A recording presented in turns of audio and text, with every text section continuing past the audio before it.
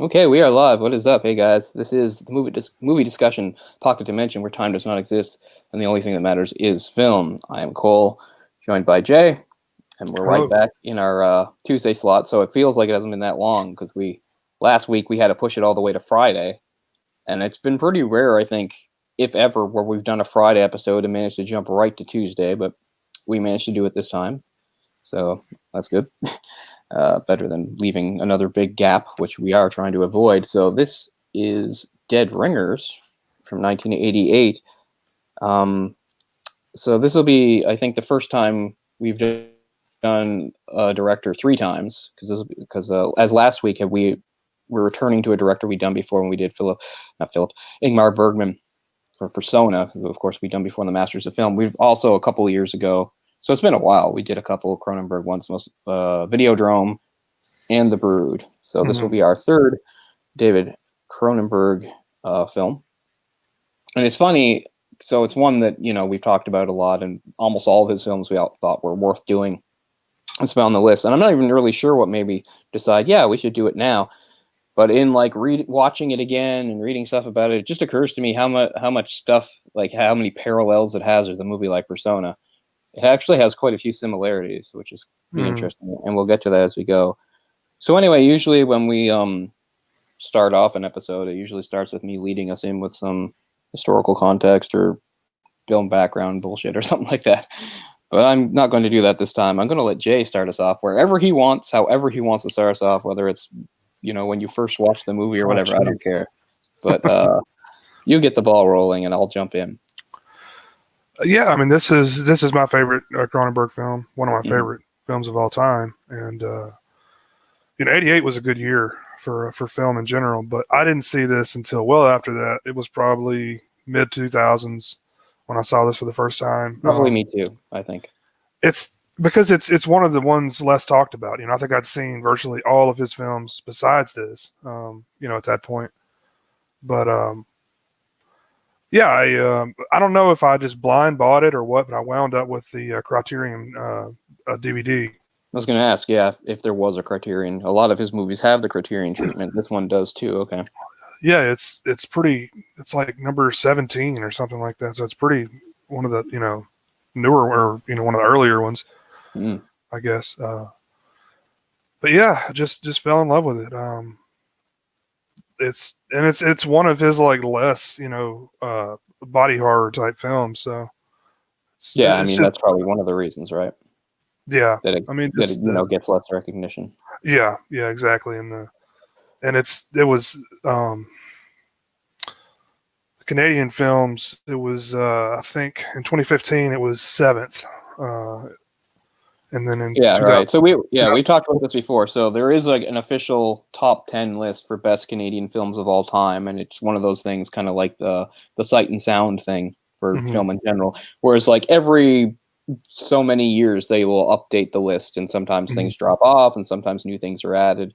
And it's been going on since about 1970. I think there's one in 1970, one in 1984, one in 92, I think 2004 and 2015. And I think What's ever since this film has existed, it has been on in some form. But yeah, in the mhm. newest incarnation, 2015, it is number 7. Is that's the newest one then? Is 2015? As far as I know, that's what it shows Okay. on Wikipedia.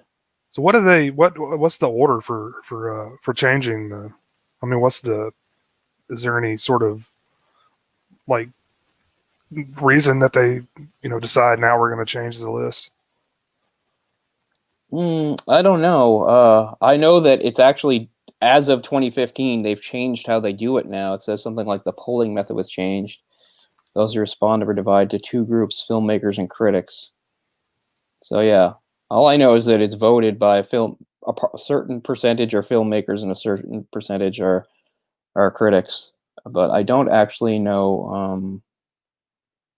There isn't really any much background on it to say how it started or anything like that. But yeah, let's see. The first one is it 19? Oh no, it's 1984. Okay, so yeah, so from 84, 93, not 92, 84, 93, 2004, and 2015, and few from the original 84 list are still there, most notably the film Mon Oncle Antoine.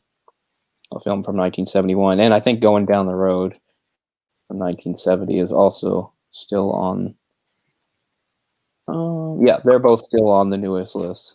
I still haven't seen Going Down the Road, but that's the one that connects to me the most in that it's actually about. It's just sort of a coming of age story about a couple young men who are from Cape Breton, where I'm from. And it's just about how they go out west to find work, which is a theme that has not changed in the 40-some years since the film has come out. That's still just a big part of growing up in Cape Breton or the Maritime Provinces or whatever. It's a big percentage of people from here will, because it's a smaller place, will go out west for opportunities. I've never been one, but I have known lots of people that have gone out there and come back, and some have gone out there and never come back. And anyway, that's one I've always meant to see. So right now it is at number 6 on that list, and Mon Oncle Antoine, which has been number 1 a few times, is number 2 in the newest list. In fact, Mon Oncle Antoine was always number 1. It was number 1 in the first 3 versions of the list. It's finally dropped to number 2 with that Inuit film, Antin-Urgerat, The Fast Runner. The first, I've never seen that either, but that's it was done. I think it's fully an Inuit language too, so kind of cool feature. So anyway, we can talk a little bit more of that list later on. But it's interesting because Dead Ringers, has always been maybe one of the less talked about Cronenberg films as far as just sort of fans goes, but it's the only one that's ever made any version of that list.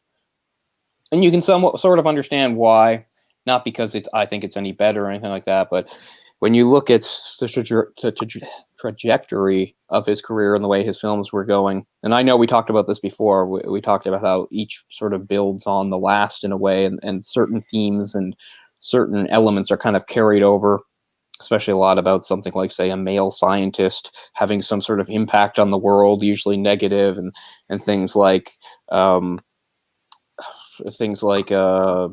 what's the word I'm looking for? Masochistic sexual relationship with a woman, stuff like that. Stuff like that gets carried over, even including this movie. But one of the things was, until you get to this movie, which almost defies classification, and especially if you go his last 2, which were The Fly, and before that, The Dead Zone, those were really genre-specific films, and you've got a Stephen King adaptation, a classic horror one, so very strong. And we've talked about this before. It's one of the things we try to sort of break down and rage against, is how in the world of film criticism and official film critics, and we've talked about this too. The Sausage Factory, when it existed, was just sort of how like horror especially was seen as low culture, right? You're really slumming it in horror, and almost nothing of real artistic value is supposedly accomplished in something like horror. And then you have its sort of cousins like sci-fi or fantasy too, right? And so genre films, it's almost like genre films are for the masses. They can have their Avengers movie, they can have their slasher movie and stuff, but the really high art stuff doesn't touch that sort of thing. So this is the type of movie where it was, just because it eschews the genre stuff, and it's more like a psychological thriller search drama, which is a more respectable type of thing. This, you can understand why it caught the eye of critics. Specifically, there were critics, of course, that had been following his career with great interest, but they were the type of people that were put off by the body horror and things like that. So they were kind of happy because in their minds, this was sort of a maturation of Cronenberg, which I don't entirely agree with. I think he's showing maturation with each film, but the genre has little to do with it. He's showing his range also. Sure. Like I know we talked about just a few days ago, The Fly. How that's such a beautiful, well-made film. Competent. Totally competent film. And so is this. But I almost feel like The Dead Zone was probably one he made just for money.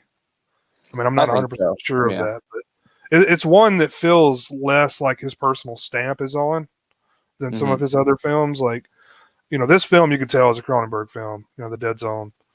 And it's almost like, it's the old adage, one for them and one for yourself, and that what like Leonardo DiCaprio says. I'll make one for them, and then I'll do one that I want to do. And this is obviously one that he was really passionate about. And Yeah, I think so. So it was like based on a book called Twins, which itself was based on a couple. I had known this before. There was a real life pair of twin gynecologists who lived together and sort of died fairly young under kind of weird, mysterious circumstances. That's actually what I was just about to say. I've got that book around here somewhere. Oh wow, yeah. It's it's pretty interesting. They change a lot for the screenplay, but I would assume. Is the book just like a chronicle of their lives, or is the book also like a fictionalized account that's just inspired by them? It's just chronological, I think.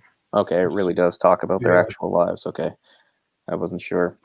And speaking of real life cases, that reminds me of something that I didn't talk about for Persona that I wanted to. That oddly enough, will tie into this film, but we'll save that for a bit later. But yeah, I mean, Dead Ringers.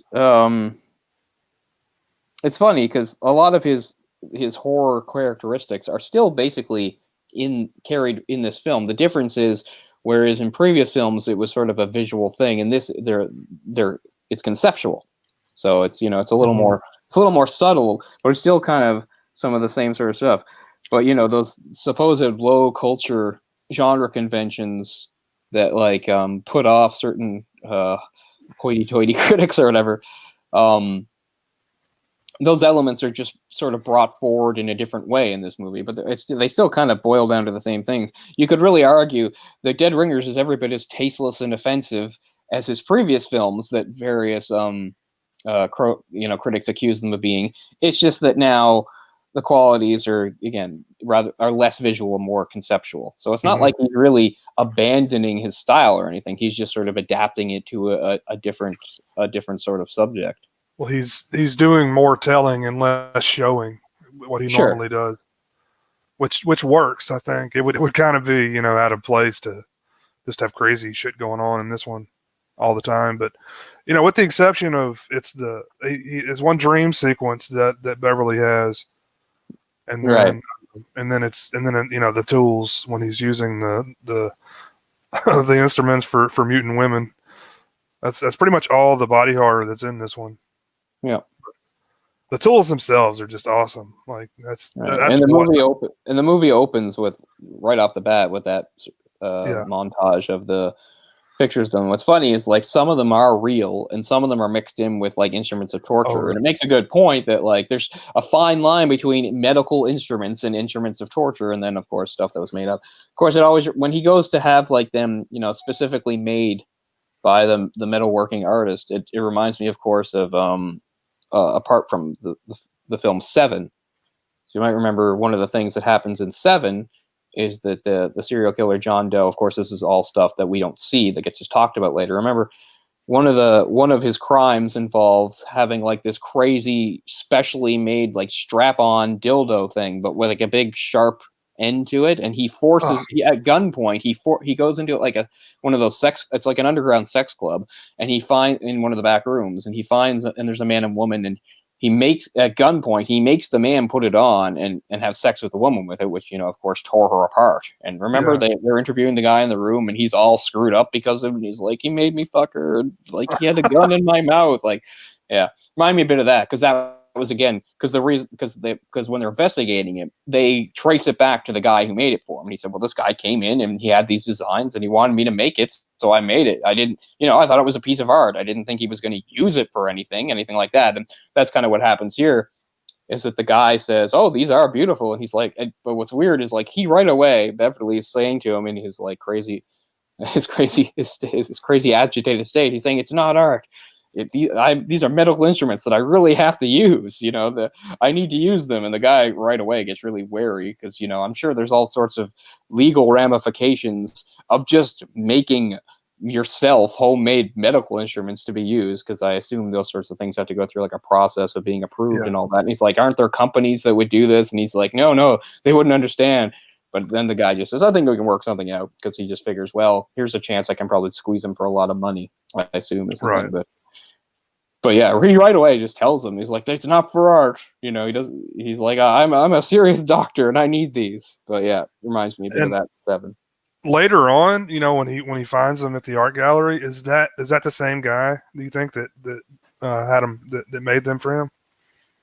Yeah, I just figure he kept some of them because he thought, or some of the prototypes, because he thought, well, this still is great art, and I can use them. I can use them for my shows and my art exhibits. It's funny too, because when he's saying and he does say that, right? He's like, I need them for operating. He uses the term mutant women, and he's just like, wow, that would make a great theme for a show. Yeah. And that's what he uses. That's what he calls it. Right. So the mutant women thing really fits into the whole monster aspect that usually finds itself in most of Cronenberg's movies. Although again, this is more subtle and more of a psychological thing. It's more within the disturbed minds of is it Elliot? Elliot and Beverly? I think it's Elliot. This idea of women as like monstrosities or monsters when they're just ordinary women. Really, the mutation in this case is a woman that has something abnormal about like her uterus, right?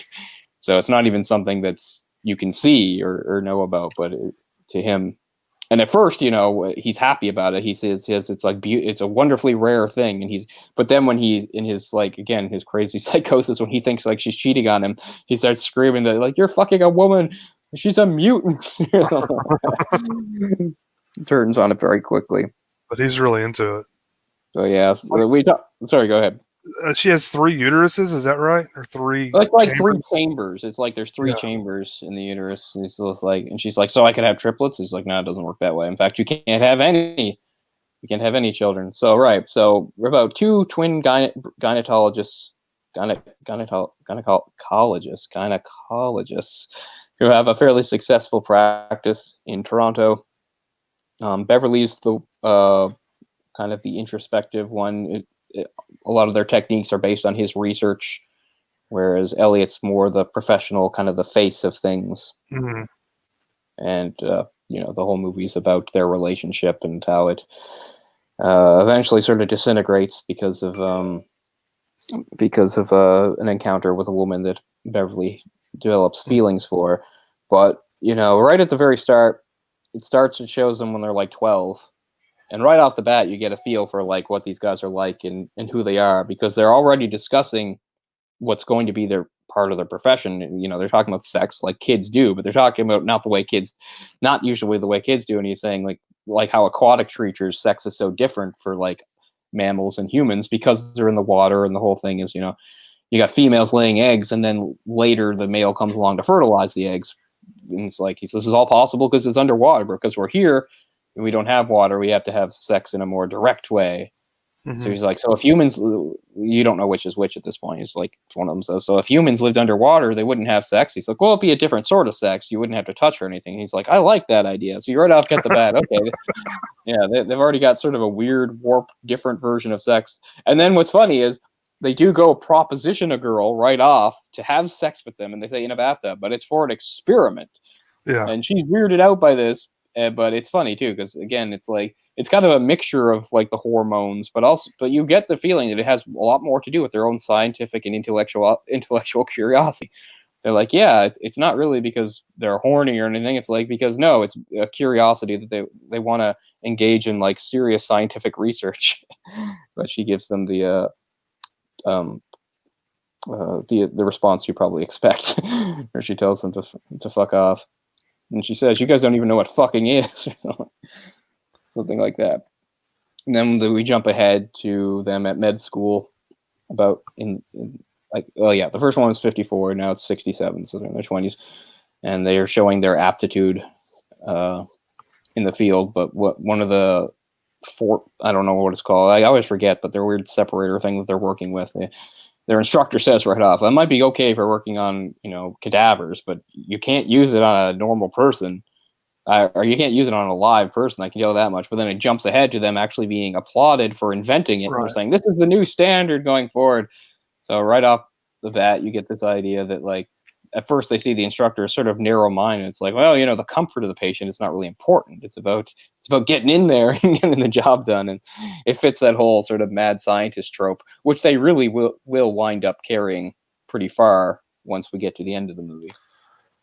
Yeah, it's established pretty early on that, like you said, Elliot's basically the face, the one that does the business. Yeah, and he actually can, he's more functional as far as like Right. being social. Beverly's like shy, antisocial. He's kind of just in the background, but he's the one that basically does all the actual work. Yeah, he does all the surgeries. I And assume all they're the both research. capable of it, but Beverly's the primary guy for that. And yes, in the movie's really the exploration of their relationship and how it changes. And I'm sure we talked about this before too, especially I know we definitely did in The Brood, because once again you just sort of have a lot of male female stuff going on that Cronenberg likes to do, and this is probably the movie that outdoes them all in that. This movie really gets into the male female stuff, where you have, as we established at the beginning, we have got like two males who really see female as sort of like the other. Females are kind of mysterious and unknown. I mean, and when you take it from the sexual angle, I mean, it's right there. If you're, males, our genitalia is right out there, whereas the females is more secretive because it's inside. The reproductive stuff, that's all hidden. It's all hidden away. And sort of the ultimate act of exploration of that would be penetrating it, which is, the act of sex. But the whole thing is, it almost makes it seem like the whole the whole discipline of gynecology is just like a thinly veiled, it's like, yeah, a thinly veiled, I'm not sure, front for like just male curiosity about female anatomy, because there's always something. And I think we can all, I mean, obviously not if you're female, but if you're female, you can remember the different side of this. But Jay and I remember being young boys, can remember being really young, and it's before you get anything about sex ed or anything like that. But you at least know what you have, and then at some point you find out that girls don't have it. Somebody tells you, I don't know if it's a parent, an adult, or a girl themselves, they're like, they don't have a penis. And your immediate next thought is, then what do they have? Right, right. And how do they be? And usually you don't get a good answer back then, at least not way back then. You'd ask an adult and they probably won't get into it. You ask a girl and she'll tell you to screw off. She's not going to tell you, So there's that, I can remember that curiosity of being really young, before you start learning about sex ed when you get a bit older. But when you're like, say, under 10, I'd say, yeah, I think most of us, at some point we're told, no, girls don't have that. It's different. And you immediately say, well, what do they have then? What is it? What's going on down there? So right from a very early age, there's that sort of wonder and curiosity. And gynecology is just a great metaphor for it. But yeah, apparently Robert De Niro turned down the role because he didn't like the idea of playing a gynecologist. Right, it shows like the stigma it still has in society. Yeah. It's just something that makes a lot of people uncomfortable. Right? It's like, I know that it's a thing, but I don't want to think about it. Yeah, I mean, a lot of stuff in the movie makes me uncomfortable for sure. I mean, it's a Cronenberg movie, but even the more standard stuff. Just gynecology alone makes me uncomfortable. I mean, I don't know. I guess it doesn't make me too uncomfortable. I mean, I don't have to be one. Like, no one's making me be a gynecologist, so I'm okay. I guess I don't have to. I guess it's true. Like, it's not like I'm seeking stuff out and like looking at books on gynecology, and I don't know. It's a weird thing. It's a weird thing because it goes back to that sort of fascination that males have with female genitalia, being just finding it mysterious, finding it attractive and alluring, but also being repulsed by it at the same time. I think I told you this story before, but I was in grade 6. Some of the boys in my class had like some sort of pornographic magazine that they were like passing around and pointing at stuff, and it was pretty brazen because it was right in class. Like, class was going on, they're all in the back, and I got to see some of it, and I was of course amazed and titillated by a lot of it. I think I'd seen nudity before. I probably had seen stuff before, but they did have some stuff in it that I didn't know, and I remember there were some shots of women like specifically like using their fingers to like open themselves up, and I was like, you remember being a young kid, you're like, oh god, like that's not attractive, that's terrifying. Well, when in the days of the full bush, it was really a mystery what's going on down there. Yeah. No, but You know, this like had some really what is detailed. that? These had some really detailed close-up pictures, and I mean, like you don't see the woman's face either. It's just a picture of this, so you can understand like being kind of repulsed by it at the time because you're just like, I don't know Yeah. what's going on there. It's funny. There's a part in this movie where our female character, Claire. Claire, when she's talking about how she's just told him all these secrets about herself that she hasn't told anybody, she uses the term "I'm slashed open," which is kind of like how sometimes a vagina is described, like the idea that it looks like a wound or something. I remember Oh, that's described in a book by Clive Barker, The Great and Secret Show. There's a part early in the book where it's kind of where everything starts because it starts with these three like teenage girls that go bathe, they go skinny dipping in this area, but because of like it's too long to get into, but weird energy that had dissipated from like some weird supernatural being had seeped into the water. It winds up affecting them. But anyway, before all that, there's like a 10-year-old boy that's spying on them and he's watching them. And then there's a detail about how like he's really loves looking at their breasts and he gets that. But like what he can see of like down there, he's not interested in all. In fact, he's kind of a little scared. And like it's described like he sees it almost like they're cut or something, like they're open. There's an open wound down there or something like that. well, isn't that the axe wound or something? Is one of the slang terms? Oh, I'm sure. Oh, wow, look, Jamie actually saw this in the theater in '88. That's awesome. Wow, Jamie's older than I thought she was. You carry it well, Jamie. I thought you were a lot younger. Because I mean, when I was seeing movies in '88, it was like I wasn't even old enough for Who Framed Roger Rabbit, which I saw on a plane. What did I see in theaters in '88? I don't even know. I definitely saw some movies because I saw movies in '86 and '87. '86, we talked about this before. I saw like Land Before Time. That would have Pretty been sure. around then, right? Was Land Before Time '86 or '88? For some reason, I bounced between them. I know that I saw Bambi in '87. They had like a special re-release of Bambi. That was '87. I know that. But anyway, I 88. 88. Good. Yeah, it is 88. I always think 86, but it's 88. So that makes a little more sense. Maybe I didn't see anything in 86. Because, like, you know, if Transformers was 86, and I was such a huge Transformers fan that I probably would have seen it if I wasn't that young. But I was only like 3. Yeah, older than I thought, Jamie. But, well, not afraid to share your age either. That's good. Some women, they guard it like a close secret. But no, of course not. No stigma there. No shame in our ages.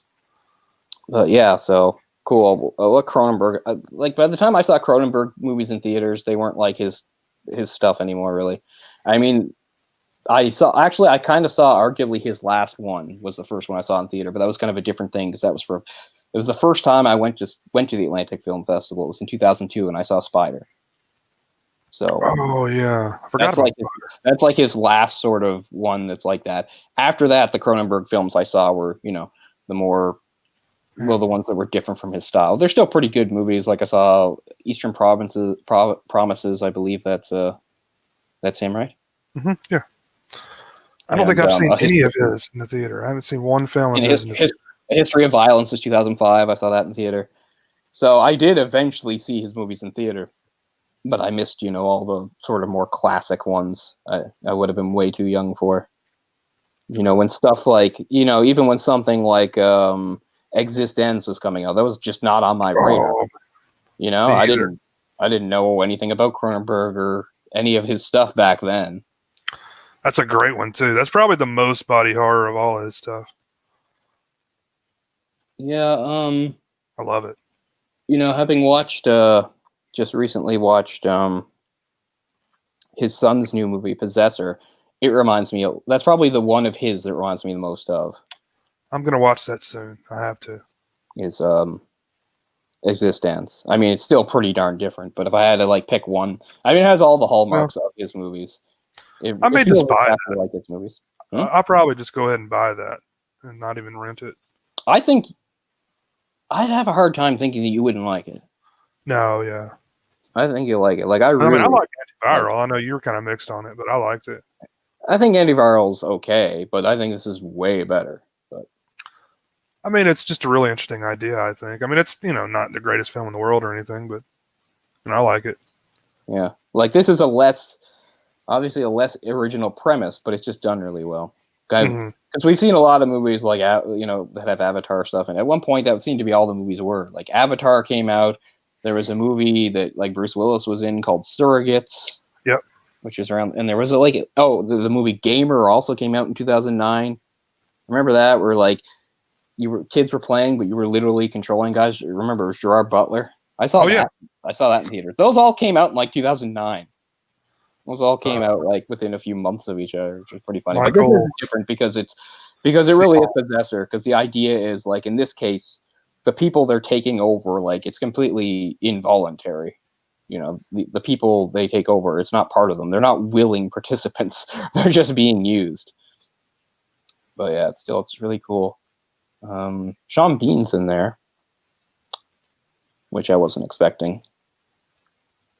Or as Orc says, Sean Bean. Oh, yes. So you know what kind of spelling it is. So that's the S-E-A-N spelling of Sean, which I always liked. There's the S-H-A-W-N, which is phonetically, you're not going to screw that up. Sean and Sean, same thing. But yeah, there's at least one other actor that I recognize that. Oh, Jennifer Jason Leigh's in it too. Really? And I think she's in Existence. Yeah. Yeah. But that's not why I make the comparison. But yeah, I mean, honestly, you watch the movie, it feels just like a David Cronenberg movie, but I'm just saying, even though it's his son. But if I had to pick one that it was the most like, I'd say Existence, probably, which is Jude Law, right? Yeah. Yeah, and I finally got around to watching the second episode of The Third Day, which is a show I started watching like over a week ago. I watched the first episode, and by the time I was going to watch the second episode today, I was like, I better watch the first again. So, kind of interesting. Not to go off on a tangent because we have a lot to talk about here, but it kind of, in style, it's kind of a lot like the True Detective shows. Just imagine a True Detective show, except there are no cops. It's not about any cops, and it's British. But it really has the same sort of feel, I think, as a True Detective. I have no idea where it's going either. It's just one of these shows where it's like, okay, you're on like an island and things are weird and obviously there's some secrets going on, and you yourself, the main character, you definitely have secrets too. But that's like, I'm 2 episodes in, I still don't know what's going on, and that's not because it's bad storytelling. Like, that's just all they give you. It's just like something vague. Something is going on, but we're not sure what. Anyway. What did you say the name of it is? It's called The Third Day. Jude Law's the main guy in it. Yeah. I like Jude Law. It's really vague. When I was first talking about it, I screwed up. I said it was Ewan McGregor, but it's not Ewan McGregor. It's Jude Law. But yeah, it's a weird show to recommend because, like I said, I can't really tell you what it's about or what's going on. But yeah, I don't know. I mean, it starts with like, it's not really giving too much away. Like, he's on the phone and the business he and his wife own was burglarized, and you find out the reason why that's a really big deal is they actually had like 40,000 pounds in cash there that supposedly got stolen. I won't tell you why they had that money set away. So that's the big thing. He's freaking out about that. And then you don't know why he goes to the woods, and I won't tell you why, but there's a reason he goes to the woods. And then when he was there, he sees like a young girl like about to like hang herself, and he saves her. And she won't really say anything to him or explain anything, but she lives on the island nearby. So he drives her there because the way to get the island, it's because of the tides. You can drive out to it over a causeway, but at certain times of day, the ocean covers it up, and that's why he winds up getting stuck there later. But anyway, and then when he's there, it's a small. It's kind of like it reminds me of like a Wicker Man situation. It's like everybody there is really weird and they have odd traditions, and some fucked up stuff's going on, but I don't know what any of it is. Yeah, so it's kind of like that. So that's why it interests me. But as far as what's actually going on or what's going to happen, I have no idea. But I was trying to see if that was any correlation to, what is it, The Good Pope? Jude Law was in another HBO. Oh, that was production. The Young Pope, right? Young Pope. Young Pope. That's it. Yeah, I never watched any of that. I heard it was really good. I never saw it either. I mean, I don't watch most of those things. I don't even know why I picked this show. I just saw some commercials for it, and Yeah. even the commercials I think reminded me of True Detective. I think that's why. I think it just seems to have a real True Detective feel, even though I think it's made by completely different people, a completely different setting.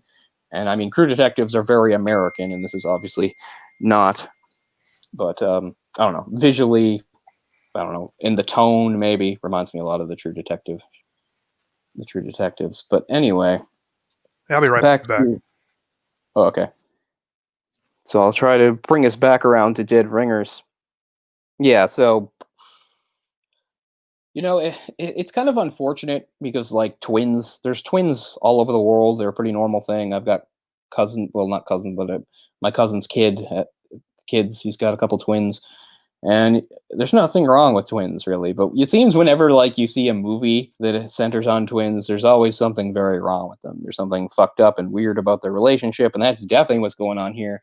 We've got a really weird sort of symbiotic relationship between Beverly and Elliot. As we said, Elliot's kind of the front man who deals with the more everyday stuff, where Beverly is more detailed, more of an introvert, and Beverly is just has a litany of neuroses that become more apparent as the movie goes on. And it almost, even though when you find out the way they operate and of course the way they treat women, it's not like you become exactly sympathetic to them, but once you get sort of a full feeling for the way especially Beverly is, you kind of understand why they operate that way. Like they have their own little self-contained world, and they can't really go outside of it too much. If they do, it'll screw things up, and that is kind of what does wind up happening in the movie. And that their whole, especially their relationship with women, is really they have this system of Elliot kind of, because he's got the normal charm and social skills, he's able to seduce them, and then he might sleep with them a few times. Then when he gets bored, he'll pass them on to Beverly, who can just at this point imitate him. So really, Beverly doesn't really have any relationships of his own with women. Every woman he'd been with to this point had believed he was Elliot, and it's never really explained how those end or anything like that. But it can't be great. And they have a conversation early on where he says something like, you'd still be a virgin if it weren't for me. And he can't really, and Beverly can't really argue with that. And they also said, but Elliot even shows some of the limitations of his own social skills, because he just says, like, the beauty of our profession is we don't have to seek out beautiful women; they come to us. So there's a good reason for becoming a gynecologist, because the beautiful women come to you. Of course, all women come to you, but still, they're so professional. But yeah, I'd forgotten. I mean, it hadn't been that long since I've seen this movie, but I was saying to Jay before we went on air, I really had forgotten just how truly sad the movie is. By the time it's over, like, ugh. And I mean, it's not like Cronenberg's known for doing happy movies. For instance, The Fly, which directly preceded, is also is very much a tragedy, just loaded with pathos. And it's the same sort of thing going on here, although very different circumstances.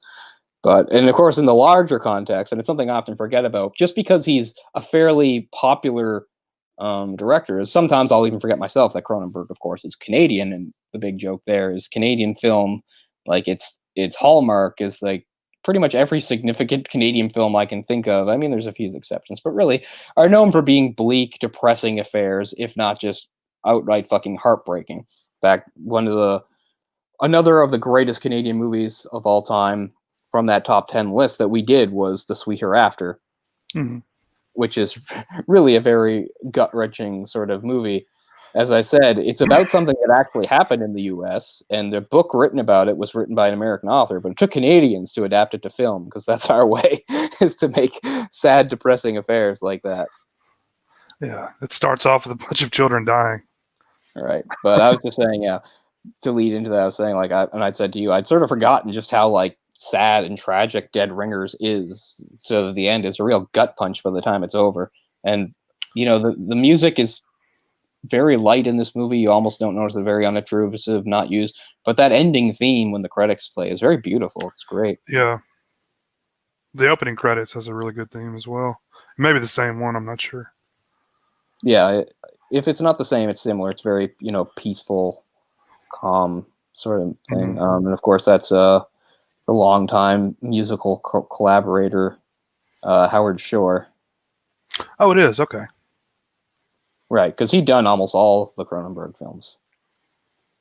It's funny, when we were talking about him not too long ago, I was like shocked to realize he's the guy that did the score for Lord of the Rings, for God's sake. So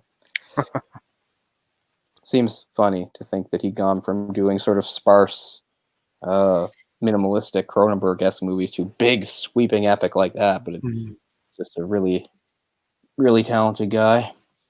He's still around. He's 74. Yeah, I figured he'd be older than that. Yeah, 74, and he's still doing stuff to this day. The last score he did was for a film from 2019 called The Song of Names. But I mean, he stuck with Cronenberg right up to it. Remember the other day you were talking about A Dangerous Method. You know, he did the music for that. So he's been around for the long haul with Cronenberg. But yeah, it's a movie where music isn't used very much, and it's very not that present. But yeah, I really love the main theme that is probably in the opening too, but you really notice it especially in the ending because it's just such an emotional ending. Yeah, I know we'll spend a lot of time on that ending. So, this film's about brothers, but obviously it's examining, the duality of man, if you will. Right, like I said, I think there's the whole male-female thing going on there, and then it's further complicated by this twin thing, this symbiotic relationship that the two have in their little self-contained world. It's interesting. I hadn't thought of this. It came to something I read about today, about like when Cronenberg described their offices, he described it as like an aquarium, which ties into the whole thing they were at the very beginning when they were talking about sex and underwater, and then they were talking about scuba, self-contained underwater breathing apparatus. It's almost like they were saying they prefer that kind of environment, and I guess it was a conscious effort to make their office kind of seem like an aquarium, which is funny. Which throughout like most of the movie, it's shown as sort of the typical Cronenberg mise en scene, which is something very cold and sterile and impersonal and modern. And then towards the end, it all falls apart as they descend into their madness and drugs. There's just junk and shit everywhere. Yeah. So it's a startling transformation, but of course mirrors their own transformation, their own fall, if you will. In the beginning of the film, it goes out of its way to show you the differences in the two. And as the film goes on, they almost merge into the same person. And it's hard to distinguish them. Then at the very end, it's like they've switched roles, right? Right. Where exactly. Elliot had been sort of the one trying to take care of Beverly, and then it turns out he goes too far, and now they switched around. And that whole merging of personalities, well, we can get into it now, is very similar to the film we had done last week, which is Persona, where you had two people. These weren't twins; they were people that didn't know each other that had come together, and they wind up sort of their personalities merging too. So yeah, there's quite a lot of similarities. I mean, that movie just sticks to the two. This movie, the whole point is we have a two with an established relationship, and then a third person coming into it and kind of throwing the whole thing out of whack is what's going on there. But still really similar in that their character studies, really dealing with duality and really dealing with things like the idea of people's like psyches and personalities becoming so intertwined that it becomes hard to distinguish between the two of them. And of course, in this movie, they are already twins to begin with. Yeah. And then, you have to give a lot of credit to Jeremy Irons, because I think he does a good job of making them distinct. Where it feels a lot of the time when you're dealing with twins in a movie or a story, unless you're doing the cliched thing where they're just like stock characters, where they're just like twins and there's nothing to separate them, like in say Harry Potter, you've got the twins Fred and George. Nothing separates them. They're exactly the same, and they're constantly finishing each other's sentences in the film, which I don't know, if I was one of those actors, I would have said this is a dumb cliche and I don't want to be part of it, but that's how it goes. So but anyway, that's one way twins are done in movies, right? There's nothing to distinguish them. That's more common, I think. Where there's nothing to distinguish them. They wear the same clothes and blah blah. But if you are going to do it the other way, the way they do it is also kind of unrealistic, where they try to make it like they're complete opposites. Yeah. I like how this movie is more in between. They have their similarities and they have their differences, but you can, once you get a feel for them, you can tell them apart. And I think that's not an easy thing for an actor to do. So I give a lot of credit to Jeremy Irons for really establishing, a distinct character for each of them without doing anything weird and extreme. Because usually if they're going to try to like make a distinction between twins, the way they'll do it is like something extreme. It's like, well, this one is the studious nerd and this one's a crazy outgoing jock, and that doesn't usually mirror real life either. I was going to say they kind of did that here a little bit in the beginning, I think, just to establish the differences between the two. Yeah, right off they really show how Beverly is the more introverted and less confident. Right. And Elliot's kind of just sort of carrying him. Although you do see how it's revealed that Elliot relies on him just as much. It's just in less obvious ways. Yeah. That's what he says. He says, but all my work is based on his research, Yeah. So what you got going on here is like eventually, and it's funny because Beverly, who at first seems to be the more dependent one, the whole thing that's going on eventually is that he's the one that wants to separate. He wants to have something that's his own. He's tired of this artificial life he's sort of living where Elliot establishes shallow connections with women, and then when he gets bored, passes them on to Beverly. There's nothing substantial there. And even if there was something substantial, it wouldn't be his. It would really be Elliot's, because the women he's seeing think he's Elliot.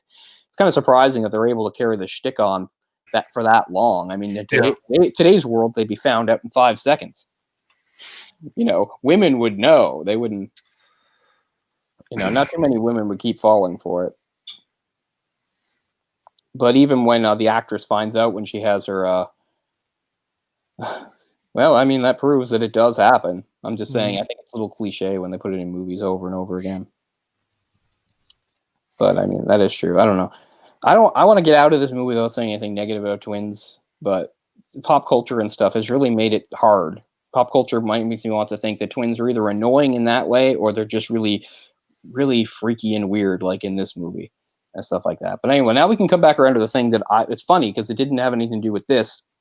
But when we were doing Persona, one of the issues that's in that movie that's not in this is that we had a character that had a case of selective mutism, which means you're mute, but it's not physical. It just means you're choosing not to speak. And we did talk a little about it. But one thing I want to talk about was some of the real life cases that have been brought up about that. And wait a second. Back to where. Anyway, sorry. And so for the one I was going to bring up for that actually deals with twins. It's a famous case of I think they were Caribbean, but they were living I think in Wales. Their family were immigrants, and they're often known as the silent twins. And what's interesting about them is that they had a lot of the weird kind of psychosis stuff that's going on in this movie, where except even more so. And the idea was their selective mutism was they wouldn't talk to other people. They really mostly would only talk to each other. And even then, people couldn't understand them. People talk about like weird twin languages. They had one. And it was based on, some of it was English, some of it was the weird Creole dialect they had from the Caribbean. And the idea was they were June and Jennifer Gibbons. One of them is still alive. And this is where it really ties in the movie. And I don't want to get ahead of myself or spoil it. But anyway, they eventually... they withdrew from society and the world so much, and the people couldn't understand them or anything like that, and they seemed to have no interest. And at one point, in their teens, they actually went on kind of a fairly lengthy petty crime spree of like, I don't know, vandalism and theft, and they wound up being committed to a mental institution. And they were there for like 12 years or something crazy. And while they were there, of course, as you might expect, they withdrew further and further into themselves, and they wouldn't talk to people really, just each other. And they explored various avenues. They were both writers. They wrote one of them wrote a few novels, one of them wrote a few plays. These, I think they were just self-published stuff. But it's funny is my favorite band is actually from Wales, and that's Manic Street Preachers. And they have a song from their album, This Is My Truth, Tell Me Yours, from 98, which if you go on my old channel, it's one of the few music album videos I did like 10 years ago, if you want to find. And I actually talk about that album. But anyway, there's a song on that album called Tsunami, and the lyrics are basically all about the twins. And there's a few lines in there, for you, my dear sister, and there's our only crime is silence. There's also a weird line, which you'd have to know them, disco dancing with the rapists. But that actually refers to one of the novels they wrote. One of them wrote a novel about like a disco, like It was in the 70s, so it was about like a disco-inspired murderer and rapist or something like that. But anyway, they were institutionalized for a really long time, and they just sort of withdrew further and further into themselves. And what really ties into this movie, because the mutism is not in this movie, because it was for the other movie, what ties into this is that it ends kind of the same way, just not quite as grisly. At one point, now they're like young women in their 20s, and I guess they were discussing amongst themselves that like what they were doing couldn't continue. Like they even themselves knew it was unhealthy. And they came to the conclusion that as long as there were two of them, they couldn't have a life separate from each other, a real normal life. So after much discussion, I have no idea who that was decided, one of them volunteered to die so the other one could have a life. And what's really weird about this is that she died the next day, but it's not like she took a bunch of pills or slashed her throat or anything. She just died. It's like she willed herself to die. It's really weird. That is weird. In March 93, the twins were transferred from Broadmoor to the more open Caswell Clinic in Brigham, Wales. On arrival, Jennifer could not be roused, and this was the one that agreed that she would die. She could not be roused. She was taken to the hospital. She died soon after of acute myocarditis and a sudden inflammation of the heart. There was no evidence of drugs or poison in her system, and her death remains a mystery. Because, that's not something a person can just will themselves to do. But apparently that seems like what she did. And it did really work. Even you could say it's a tragedy. But after that, the other one, June, started to talk to people. And to this day, she leads a fairly ordinary life now. Although she won't really talk about her sister anymore. But, yeah, I agree, Jamie. That does sound a lot like the twins in that show. Yeah, and it's crazy. She said, "I'm free at last, liberated, and at last Jennifer has given up her life for me." But yeah, so they're one of the more famous cases of selective mutism. But I just thought it was interesting just how similar it was to this movie, where it wasn't selective mutism, but the idea where you have two twins that are so tied up in each other that they come to a decision, although in this one it's sort of like a drug-induced decision, but they come to the decision that for one of them, the only way they're going to live is if one of them dies, which is how this movie ends. And of course, it's much more grisly with jumping ahead here with Beverly eviscerating Elliot with one of the weird, crazy instruments. And of course, he wakes up later and is really horrified by what happened, but at the time they're in weird drug-induced states where they're actually happy about it happening. But so yeah, there's at least one real-life example of twins doing that, although not quite as theatrical. Although in a way weirder, because how did Jennifer die? She just died. Like she didn't take drugs or poison herself or anything. So, and June has never explained. Like if she knows anything, she never told anybody. So. It's pretty crazy. What's even weirder is like conjoined twins. Right. In this movie, it's funny because if you can describe the movie to people, and then once you get to the ending and you talk about how, because that's the other thing, because it's not just the idea of one of us has to die, it's a separation, right? So it's like because they use the metaphor of the Siamese twins, Chang and Ang, right? And it's the same idea that like it's not even just one of us to live. For one of us to live, the other has to die. It's not even necessarily mentioning death. They're just saying a separation. But the whole thing is they're not conjoined twins. But you can describe the movie in such a way to someone who hasn't seen it, where they just assume right up to the end that they're conjoined, and then you say, but they're not, and that could almost be like a weird twist. They're not physically conjoined. No, but they're conjoined in like all the other ways, right? But conjoined twins, like they have normal they have relationships. Like, it's really weird. Like how many driver's licenses do they have? Just one? Yeah, I don't know. And conjoined twins, as much as twins get like made out to be weird in pop culture, it's even worse with conjoined twins. They're almost always like serial killers. So, right. I can remember being like quite a young kid, not super young, but I remember in my many, many perusals of strange books in the bookstore, like reading like part of, like I read the back of the book and then I started reading parts that was about like these conjoined twin girls that were like 12 or 13. And the whole thing was that they were crazy murderers, and it scared the hell out of me. And I'm sure, it's just cheap schlocky type of stuff, but You think of that, or the Farrelly brothers made a movie. I think Matt Oh yeah, Damon and Matt somebody Damon's. else. I never saw it. Called Stuck on Stuck. You or something like that. Yeah, Stuck. Something Stuck. I've never seen it. Yeah, it's not that great.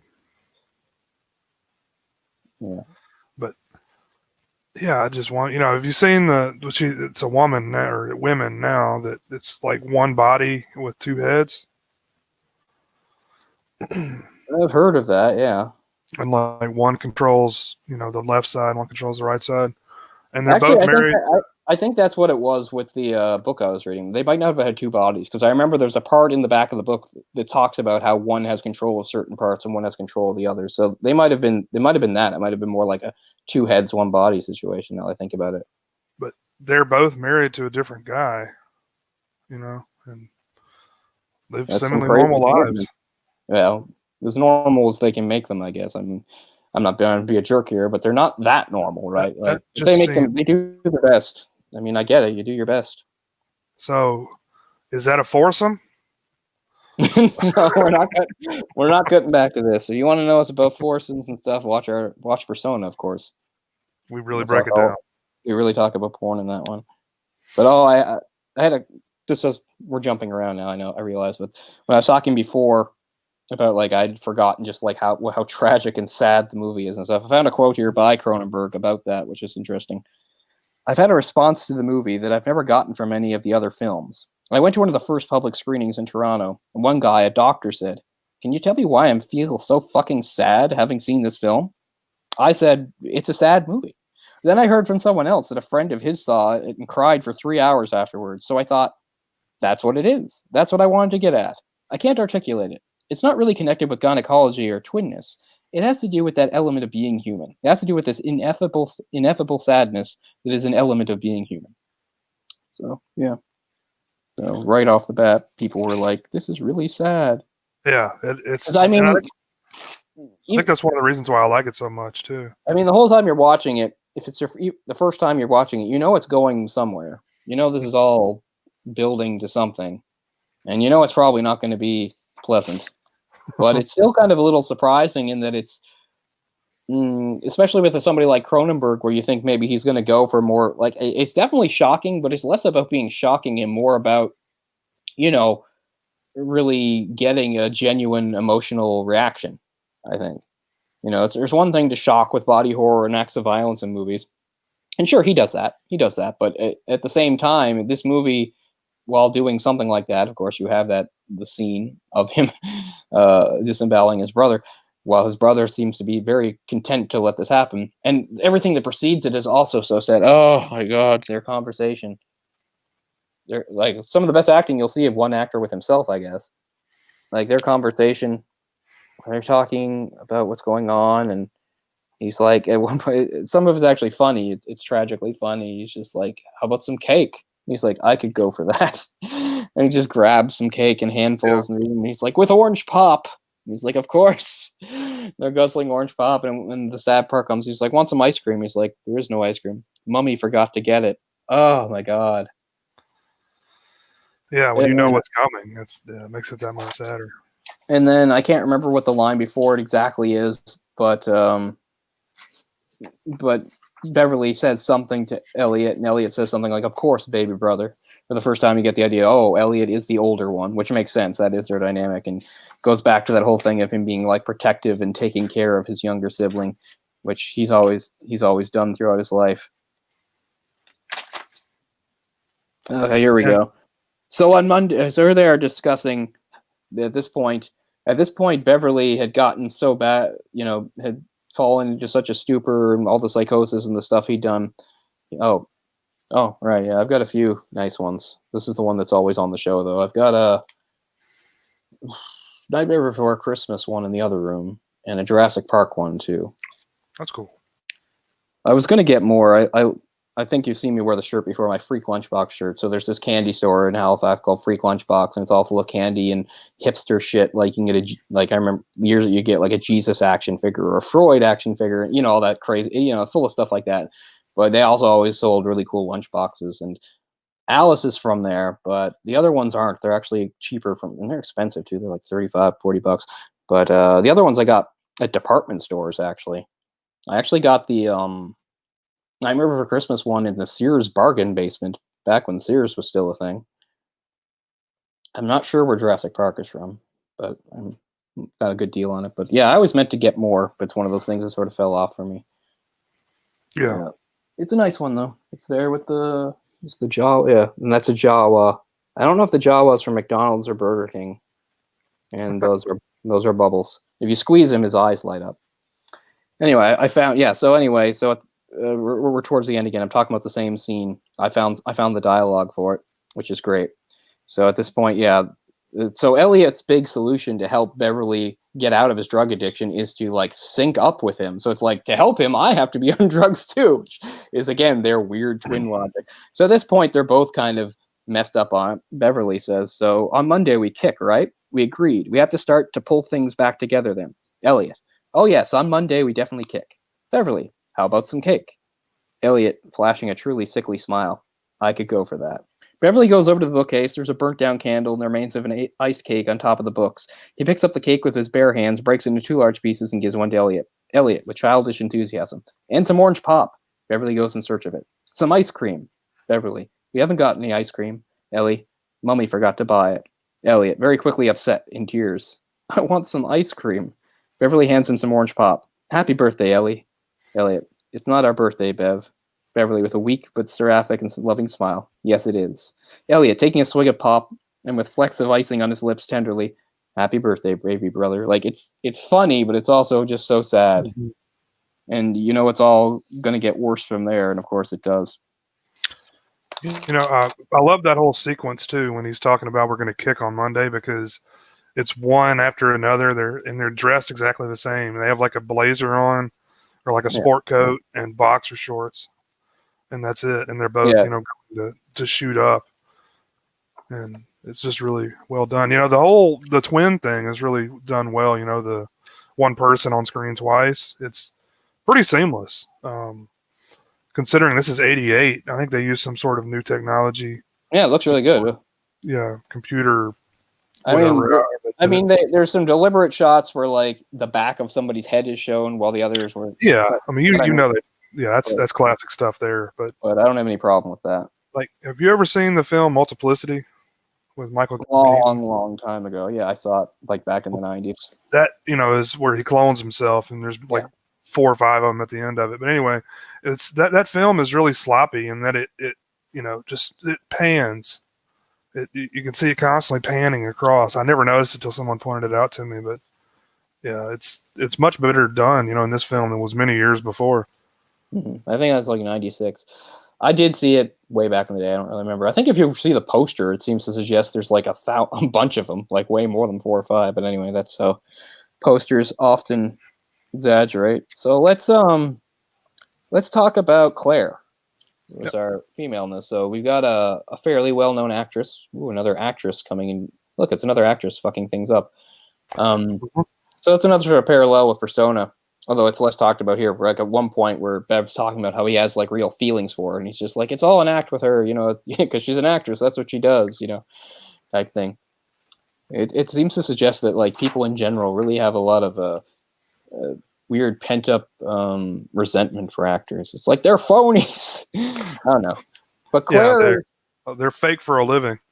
The movie keeps its focus very small, so there's not many characters. There's really only 3. Everybody else is kind of incidental. So she's by default like the most well-adjusted and normal of the 3, and there's nothing really wrong with her. The whole point of them is kind of trying to make it seem like there's stuff wrong when there isn't, like she's a mutant or something like that. But she's actually pretty well adjusted. I mean, she has her issues and her problems, but she's faces up to them.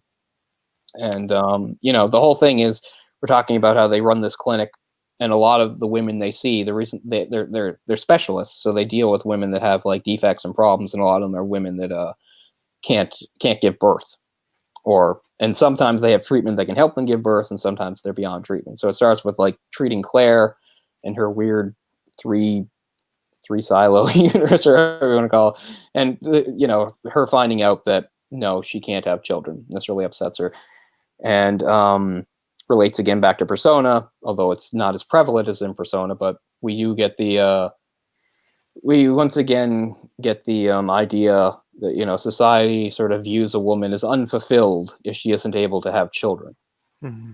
and she's really giving into that. She's upset about it. She goes on a fairly long tangent about it, and it's funny too because like when Beverly says to her that she could always adopt, she says how it wouldn't be the same, and she says it wouldn't be part of my body. He doesn't say something more supportive or anything about how it shouldn't. Like he goes, that's true. Yeah, I think they're not really they're not the best ones to console someone. No, not really. But yeah, I think the biggest mistake Claire makes is she gets Beverly on drugs, and that's kind of what was the downfall Right. for both of them. Yeah. Because she's somebody that uses drugs and she describes it as an occupational hazard. And once again, she shows that she's a fairly well-adjusted person and that she can more or less handle it. She shouldn't be doing drugs. It's not good, but she's a fairly functional person. She can handle it.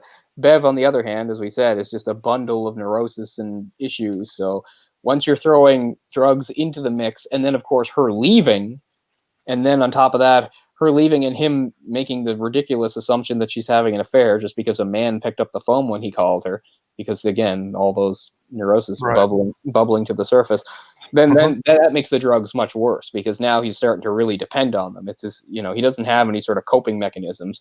His coping system before that was always Elliot. So he's trying to exist outside Elliot. He's got nothing to turn to, and that's why the drugs get really bad and things spiral until we get into his weird, crazed, agitated state where he not only hates her but hates women and talks about mutated women and goes on this quest to get those grisly, awful instruments so that he can treat women. He's insulting and assaulting women in the workplace. His own secretary sees him like shooting up. Yeah, so it's quite the downward spiral that goes really fast. So yeah, he overdoses and has to go to the hospital. And Elliot's like telling him, they can't find out, that you're on drugs. It's gonna, ruin our whole thing we got going. And then after that, I think they try to actually, Elliot tries to help him kick the drugs, which ends up kind of backfiring because he escapes. He calls the doorman or whatever to come and unlock the door to let him out. Mm-hmm. And then he rushes directly to Claire, who doesn't have any drugs, but he gives her a prescription for, I forget what particular drug he wants, but she does seem to genuinely care for him, I think. I mean, she obviously does, because when she first finds out about the scam they pulled on her, like, most women, they're not coming back from that. It shows that she really had strong feelings for Beverly to be able to forgive him for his part in that and try again to have a relationship with him. I think she was into it, though, for a little bit. You think so? Yeah. I don't know, because later, when Elliot visits her on the set of her miniseries, he basically intimates that for them to like return to a state of normalcy, it would make sense for her to like sort of just date both of them at the same time, and she pretty much flatly turns him down. Because remember the whole scene later on where he's with his own mistress or girlfriend and they're dancing, and Beverly's wallowing in his depression. He invites Beverly to come dance with her, and then they have that moment where the three of them are sort of embraced with her in the middle. Like, to Elliot, that's the ideal. That's the state of normalcy he wants. Like, we share everything and keep it simple. This woman, will work for both of us. I don't need, Beverly going off and complicating things and trying to have his own woman that doesn't involve me. Right. She's really on the nose when she says that Elliot's jealous of her. He's right. Like, she's come in and disrupted their whole world, because before that, women were just objects like everything else to be shared. Right. And now Beverly's trying to have a relationship independent of that and outside of it, and Elliot can't stand it. So, yeah, to him, the ideal thing would be, okay, I'm okay with her. We'll just share her. But that's not what Beverly wants. He wants a real thing where it's his girlfriend, his relationship. But yeah, they're really dysfunctional, but in sort of a really unique, interesting way because of the fact they have like this weird symbiosis between them. Because I think we talked about this before. When you're following the male protagonists of a Cronenberg film, they're usually fairly dysfunctional, and even when they're not, or when they if they had been and they're moving away from it, they still wind up being completely ineffective. Mm-hmm. Like if you watch, say, of course, even going all the way back to Shivers, you've got the only thing this guy can accomplish is being the last person infected. He can't save anybody or stop anything. Then in the what's the vampire one? Oh, Rabid. Then in Rabid, once again, this is Rabid flips it a little bit because now the focus is a female character. Unlike most of the movies, the main character is female, but you got male in there, and again, they're completely ineffective. They can't save her. It ends with her dying and being tossed in the trash, literally. Um, I don't know about Scanners. Scanners is kind of an outlier, but the same thing works for the three movies before that, particularly Videodrome, where Max is discovering these things and finding these things out, but nothing of it really matters or helps him, and he still winds up coming to a bad end. In The Fly, it's just a sad, slow loss of humanity, of course, ending in tragedy. And it's kind of similar in The Dead Zone, even though that's different because it's written by somebody else. But in The Dead Zone, you do have a character who's has this ability, but all it's really bringing him is misfortune, and he's trying to have normal relationships, and it's, not working. It's failing. So in this, it's a little different, where you've got a male protagonist that's kind of split into two, and they're dysfunctional, and they feed each other's dysfunction in a way. And as we said, it's interesting because at first it seems, well, yeah, Bev he's got a lot of problems, but at least Elliot's a bit more together. But by the end, they've almost switched roles, where Bev is the one trying to take care of Elliot, who's gone completely to pieces. Well, yeah, when Bev shows up at Claire's place trying to get drugs, he says, "I'm afraid of Elliot. I think he's becoming a drug addict," which is kind of ironic. And yeah, sure enough, he is. Yeah, that's one thing. They know each other intimately. They can't really hide things from each other. Mm-hmm.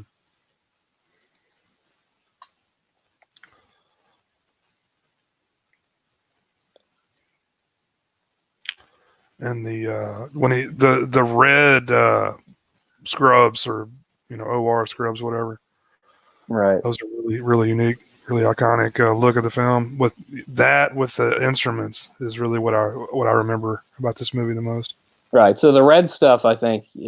I mean, this movie's just loaded with symbolism and stuff, right? Mm-hmm. So one we haven't touched on is religion. And I think the most religious stuff is definitely the operating room with those red robes, where you've got Beverly. He's kind of like a head priest with his acolyte around him, and it's almost like they're doing some sort of holy rite or ritual.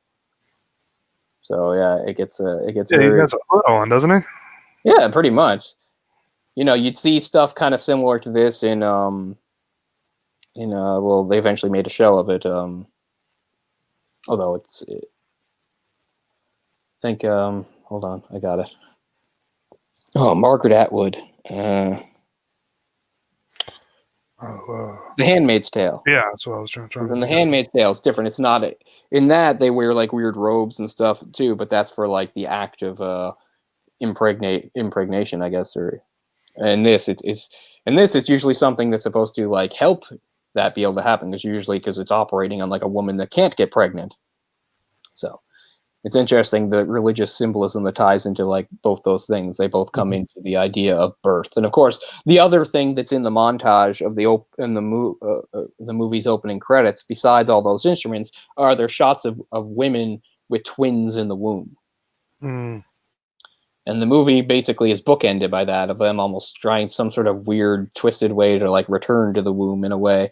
In fact, by the end, he's kind of created a womb in Elliot. He's carved one into him, and then he curls up in the fetal position next to it. So it's like the best he could do to return to a womb. Well, since we're there, like it doesn't specifically show why Ellie or why Beverly died at the end, but yeah, I don't even think I understood that he died the first time I watched the movie. I just thought he curled up and went to sleep or just closed his eyes. Like, I know now that he died. It might have been something to do with like his body just giving out because of like his what's the word, withdrawal for the drugs or something. Oh yeah, so that seems possible. But it's almost like he died of a broken heart. Yeah, And it ties into what they'd said before about the Siamese twins, how one died, except this time it's flipped again, because you would think, well, the sickly one, that's Beverly, but in this case it's been flipped around. Because, the sickly one dies of, like, his heart failure. And then when the other one wakes up and sees that his brother has died, he dies of fright or shock. Yeah. It's almost like that.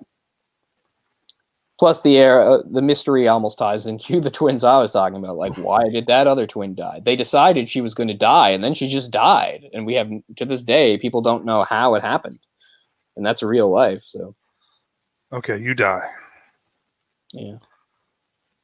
I have no idea what led to, how they got to that. The only thing you know is they discussed it, and after a long discussion, Jennifer said, okay, I'll be the one who dies. Like, she's never provided insight into that. She won't talk about it. That's weird. They say there's people that have the ability to stop their heart. People can slow their hearts down. I mean, people can do amazing things. Mm-hmm. Like weird, like meditation and breathing things to slow their heart down. That has something to do with like surviving temperatures. Like that's how like you could like go out in frigid temperatures like naked, because it's like even though externally it's super cold, like you somehow control it so your body temperature still stays at a good, like sustainable level. It's crazy the things that people can do. David Blaine's next primetime event. He still do stuff? Yeah. I mean, he was a thing in the 2000s, so I guess he's still around doing stuff. I don't know. He does crazy stuff, man, like holding his breath for a long period of time. And I was never into that, like him or Chris Angel. Like, I get why it's cool. It's just not something I ever sought out to watch, so I have no idea the stuff they do. Like, I'm going to survive in this big glass cage for like days on end. Yeah. I mean, he does a lot of, it's more theatrical stuff now. He used to do a lot of, legit magic, just, sleight of hand stuff. The one thing I'll give that sleight of hand stuff, though, is like women like it. Like, it's a good way to get girls.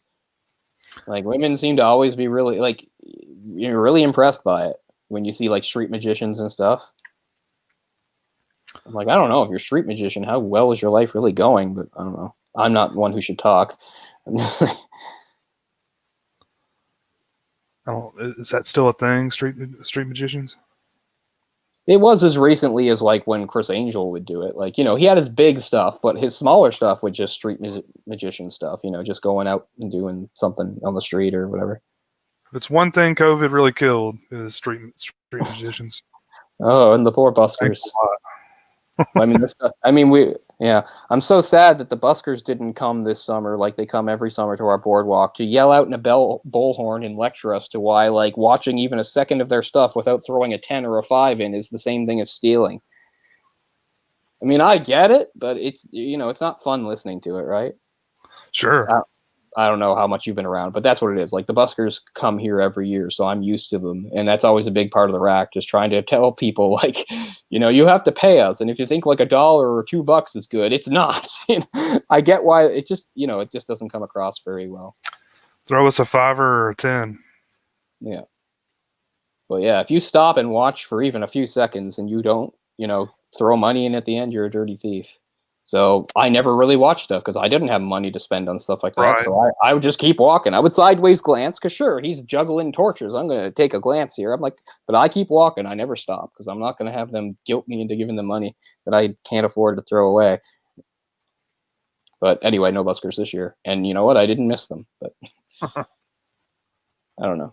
It's an interesting choice to make. I mean, this is the life you chose. Oh yeah, over the years I've seen plenty of, performers. And I mean, I respect that. I mean, I respect it. The ones I thought were the coolest, and it also had to do with the fact that they were super attractive. So like the first year I was a reporter when I just did the summer gig at the Post when I was 19. So I actually got to cover some of that stuff because even the busker stuff that comes to Halifax, a tiny bit of it goes to Cape Breton, to Sydney, but not as much. But they did have this really great show that was trampolines. And there were 3 of them. One guy was probably like in his 30s, and he was amazing because he had to play a character. Because they didn't just do stunts on a trampoline; they like almost told a story. It was great. But anyway, the 2 that did it were probably about my age, or maybe even younger. They were young, but it was a boy and a girl, and they were both really attractive. And it was distracting because they were the ones I interviewed after the fact. But they did this whole thing where they do things. But the older guy, he played a character, and the idea was like his character was a horrible klutz. So he's doing insane stuff, but making it look like he's fucking up, which must take such skill. Because they're like talking about like the right way to do backflips and things like that, and he's breaking all the rules. He's landing wrong. He's going way too high. He's going off to the side.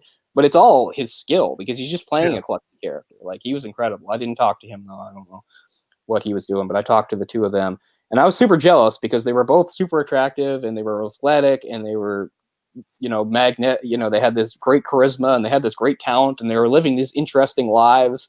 I mean, I wasn't doing too badly at the time. I was a 19-year-old reporter doing stuff, but I don't know. They just seem so cool and exciting to me.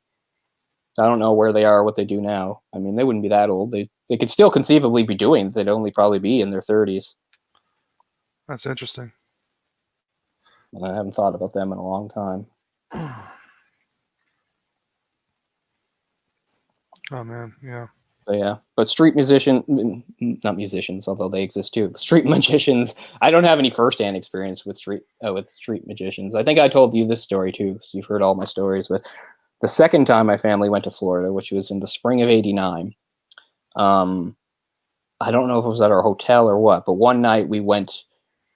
I don't know if it might have been in the part of the hotel, but we went to a restaurant, and part of the restaurant, not only would you eat, but like at a certain point there was like a show, and a magician would do a stage show while you ate. And it's funny too, because that stuff was like huge in the late 80s, early 90s. Mm-hmm. Like magicians, like there's a whole bit I saw, like where Patton Oswalt talks about that. He was starting out as a comic, and like he was like second fiddle to like these like comedy magicians, because it was just a huge thing in that era, which would be funny. But anyway, so I don't remember anything of the actual show. But before the show started, to sort of like warm up the crowd, he individually went to each table and did a little bit of small magic before going up and doing that. And the stuff he did with us was pretty conventional. I can't remember all, but one, he got me to hold like a little ball in my hand or something. Then he made it appear somewhere else and stuff like that. Not really a big deal. But there was and I don't know to this day if they were plants or what. But unlike a lot of the people who were like getting their appetizers or whatever at this point, because it was supposed to like, I guess everybody would get like their main meal at the same time as the show started, right? So people were eating, I don't know, breadsticks or whatever, and just having their drinks at this point. But unlike most of the people, they weren't eating; they were playing cards.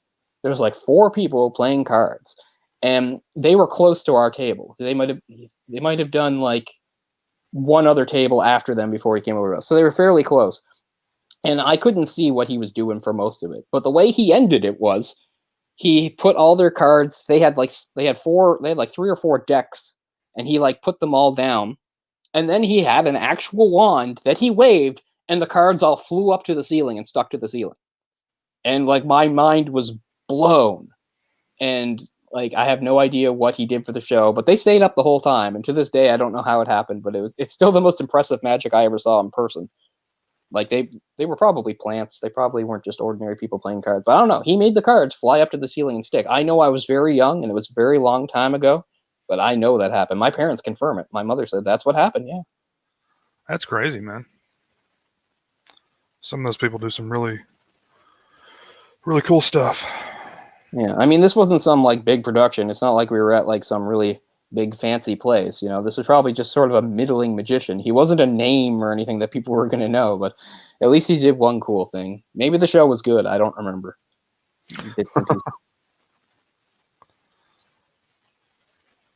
David Blaine. I got nothing against David Blaine. I'm sure he's done some impressive stuff.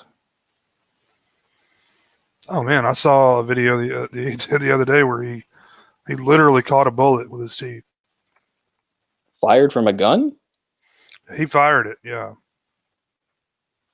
He had like a string attached to it. It was just a small caliber, but still. How do you practice something like that? I mean, he had a thing in his mouth. I forget what it was, but like a little piece of clay or something that he caught it in. But when he did it, he was afraid that he just, killed himself. Yeah, I can see why you'd be afraid. No one's making you do this. You came up with it. It's your idea. Like a laser scope or laser, was shining on it, and then he had people watching the laser to tell him when he needs to fire. It's wild. I guess he's got guts. Definitely has that. Possibly a pathological need for attention too, but guts. I'm sure that probably goes with the territory with magicians in general. Yeah, but I mean, reasonably successful, so who am I to make fun? I mean, nowadays, he's one of like the 2 or 3 magicians anybody can name. It's like David Copperfield was big back in the day. And then there's like Penn and Teller do kind of a magician type thing, and Chris Angel and him, David Blaine. I don't know anybody after that. I don't really, Chris Angel, I'm not sure exactly what he does. I used to watch that show a little bit. He kind of reminds me of like the guy from Ghost Hunters or Ghost Adventures, Zach Baggins, like with all the eyeliner and stuff. Yeah, the big goth thing was really much his thing. But I mean, it's performance-wise a lot like David Blaine, like weird, crazy stunts, but also just like on the smaller scale, like I said, he would walk around and do like street magic where he'd do. Even when he did card stuff, it was pretty good because it wasn't conventional. It was stuff I'd never seen before. Yeah. He come up with good stuff. I mean, I guess he's a good role model for people with like lisps because he has a lisp and he's, has to make his living like doing public speaking and everything and grabbing everybody's attention. That couldn't have been an easy thing coming up. Most people lisps are pretty self-conscious about talking, Sure. especially talking in public. Yeah. Believe it or not, it's really like they take that stuff seriously. Like there really is like orders, or like associations. Well, I remember back in like 2000 or something like that. I remember there was a show where some guy was like the masked magician, and he was there to like spoil all the tricks and tell everybody how it was done. Then at the end, he finds like, I will reveal myself now, and he takes off the mask, and he's like, I'm this person. It was like, of course, that guy I've never seen or ever heard of course.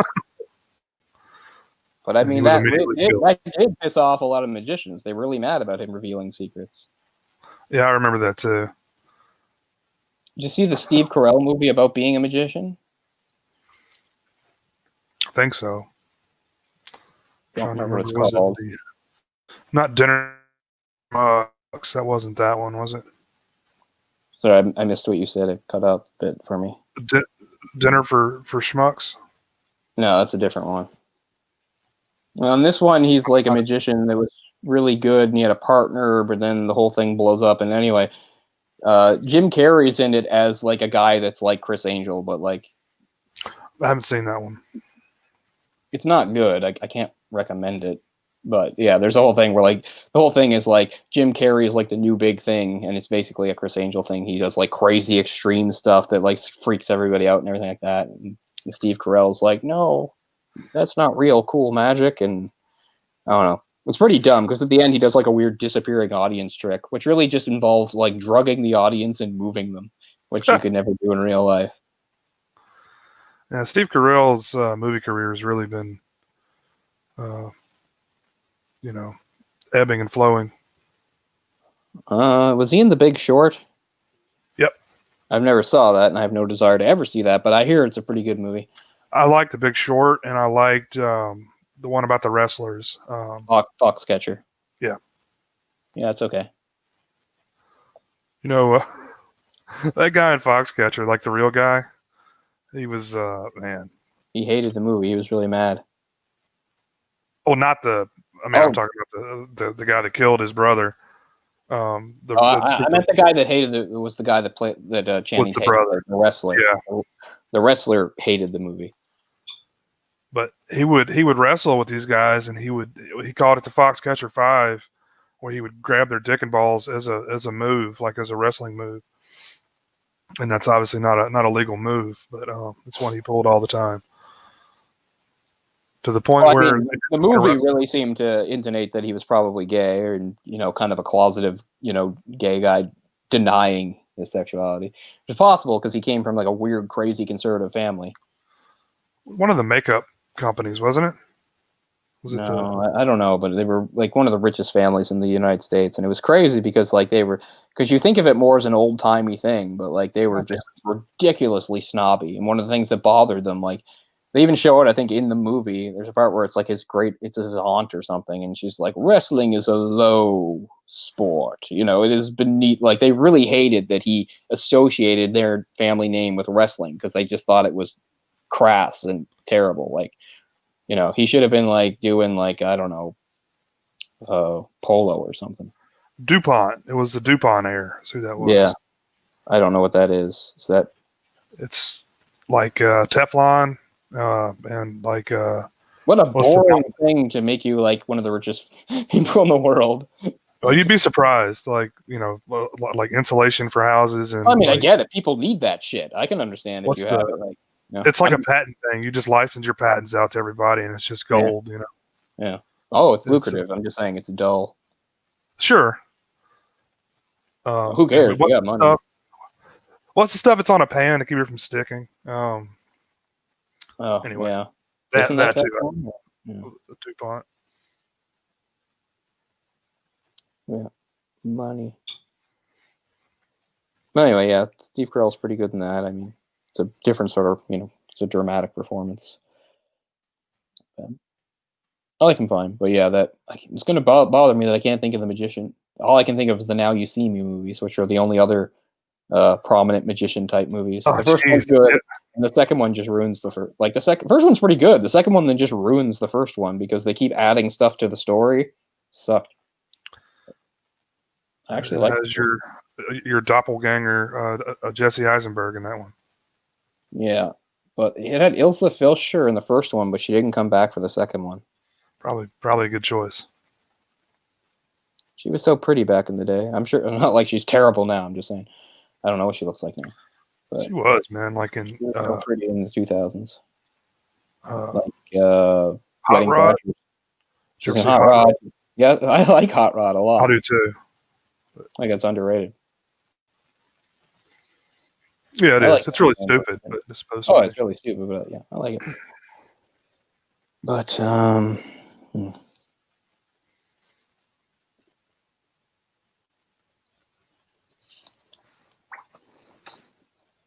I'm looking at my notes here. I made quite a few notes because I had quite a stuff to draw on for this movie. This is Park Chan-wook's favorite Cronenberg film as well. Yeah, I read that. So that's I always mix up the major ones, but he's not Bo Jong-hun or Hung or whatever. He's not the Parasite guy, right? Yeah, right. He's the Vengeance trilogy guy. Yeah. He also did Stoker. He did Stoker, which is a movie I really want to do on here, and he did The Handmaid, which I watched part of not too long ago, but that's a movie that it's too emotional for me. Oh, he did The Handmaid. That's a really good movie. Yeah. It also has a great scene of, two attractive Korean actresses furiously 69. I didn't dislike that scene. I mean, how do you shoot a scene like that, man? You talk about simulated sex, and I get it. They're not really doing it, but it's this close to really doing it, to the point where it almost doesn't really make a difference. He also did Thirst, I believe, which I like a lot as well. I haven't seen that one. Vampire film. Yeah, I know. But anyway, yeah, I read it I read it also, that this was a favorite film. You can see a lot of Cronenberg sort of in his work in a way. Mm-hmm. Well, maybe not a lot, but it makes sense. You can see a correlation there, I suppose. Was there a water cage scene in Hot Rod? No, there's just a scene. Talking about Now You See Me, I think, probably. Yeah. There is a scene in Hot Rod where, to train himself, he holds himself down in the pool and almost drowns, though. Remember? He says, like, even if I tap, like, don't let me up. There's a part, and he's like, yeah. And I think it's Ilsa Fisher that gives him, like, mouth to mouth. Yeah. But Bill Hader is great in that, and Danny Masterson, no, Danny Brown, whatever his name is. Yeah, I know who you mean. The guy who did Halloween, actually. Yeah. And was in Alien Covenant for a second as well. Yep, with a cowboy hat. It's funny, I was reading on a completely unrelated thing. Yeah, Danny McBride. I was reading not about how like they wound up making Alien Covenant. But at first they were going to go in a different direction with like different director, and it was going to be the guy that had, who by the way I can't stand his work. The guy that had done, what's his name, Blomkamp. He did like District 9 and Chappie and stuff like that. Oh yeah, Neil. Yeah, Neil Blomkamp. He at one point he was lined up to do the Alien movie, and it was gonna somehow be a bridge between Alien 3 and Alien Resurrection. Mm-hmm. And I think it was going to actually have like Newt and Hicks in it, although I don't know how that's possible because they died. As much as I hate to say that, because I think it's bullshit that they just killed them off screen in 3. But I mean, yeah, that was part of his script. I was reading about that today. I don't think I knew that, but anyway, for whatever reason, they moved away from it. I really wanted to see that film because I like him. That planned film or Covenant? No, not Covenant. So you heard about that? Like I didn't hear it at the time, but anyway, eventually they decided to go in the different direction for Covenant, which is a really stupid movie. I really need to watch that again because I really hated it so much. Yeah. I was really upset to see like one of my favorite actors be so stupid in it. Oh, Fassbender? No, Billy Crudup. Oh, that's right. He's like the captain. He's the one that just like sticks his face in the egg. Like, that's right. They make him like such a shitty captain, and then he goes out doing this like, oh, it's upset. Like, I've said it before, but it's just like, oh man, Ridley Scott's back. Oh hell yeah, he's gonna do another Alien film now. I know, and that's why the other one wound up getting canceled, right? It's like, oh, Ridley Scott has like thrown his hat back in the ring. He's gonna be involved. We got to go with him, obviously, and yeah. You know what, fuckers? You don't want Prometheus 2? Well, I'm gonna give you Prometheus 2. Pretty much. And I mean, I'm somebody that actually is okay with Prometheus. Like, I get why people hate it. I totally get it, but I still enjoy it. But I didn't want Prometheus 2 either. I like Prometheus a lot when it was not in the Alien universe, Yeah, if it was just its own thing. Like, why does everything have to be connected? Like, why is Blade Runner in the Alien franchise? I don't think it really is. That's just more of a cameo, right? Throwing like a vehicle in or something. Well, I think that's what he was trying to do with the android. He essentially was a replicant.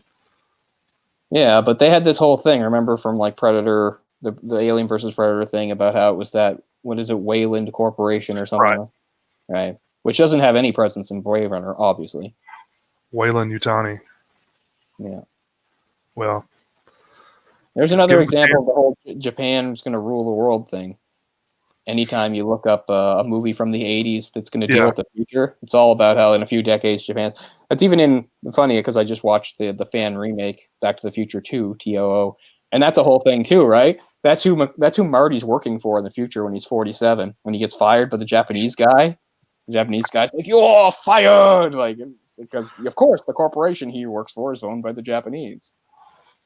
Is that any good? That fan film? Yeah, I think it's pretty good. Those are really hit and miss for me. So, well, I've seen the Star Wars one, the RoboCop one, and that one. I think they're all pretty good. I actually probably think it's the best one, but that might be recency bias because I haven't seen either of the other two in a long time, and I forget a lot of them. Well, there's supposed to be a new Friday the 13th one that's supposed to be good. Oh, that would be cool. Never Hike Alone or something like that. Oh, you just mean fan film. Okay, I thought you meant like fan. Yeah. Oh. Fan film. Okay, yeah. No, I meant like the fan remakes where, every scene is something different with people reenacting. Oh, I see. Yeah. The RoboCop one's hilarious. Yeah. When he's just blowing the dicks off. Man, that is so funny. I could watch that all day long. Yeah. He's just dead on. In quite a while. But yeah, I saw Never Hike in the Snow, if that's what you mean. That's it, yeah. It's fine. I mean, it's like 30 minutes, so. I mean, it finally, gives us what we've wanted, which is Jason killing some people in the snow. So, okay. I mean, that's all it is. It's Jason kills some people in the snow. There's not really time for anything else, and it's fine. I mean, it's done by the same people, I guess, that did Never Hike Alone, which probably has a bit more story to it. Anyway, it's definitely, it'd only take you 30 minutes to watch, so yeah, certainly worth watching. But yeah, no, I was talking about like those specific kinds of fan remakes where they had every scene is done by different people reenacting it, and sometimes they're just insane. Got Dead Ringers going now, and it's the part where he basically, this means that you've been fucking a mutant. Oh, he's screaming in the phone. So funny. Yeah, Beverly is just such an unstable person. It doesn't take much to set him down this crazy path. I'm kind of surprised this is the only movie that Cronenberg did about gynecology. I'm surprised he didn't do like a trilogy, because I mean it's just so up his alley. I think every movie he does in one way or another is about gynecology. Or female anatomy in some way or other. Stuff about birth, The Brood's all about female giving birth. It's a shame he and H.R. Giger never got to collaborate. Yeah, that'd be good. He was all about the same type symbolism. Everything's either a penis or a vagina. Yeah. A penis or vagina that might kill you. Yeah.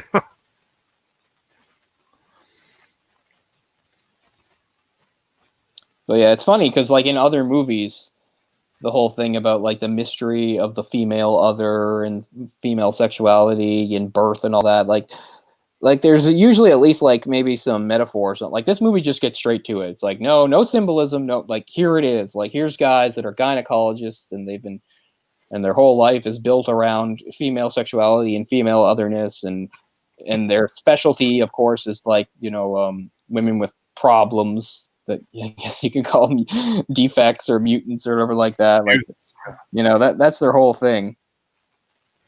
Which is pretty funny.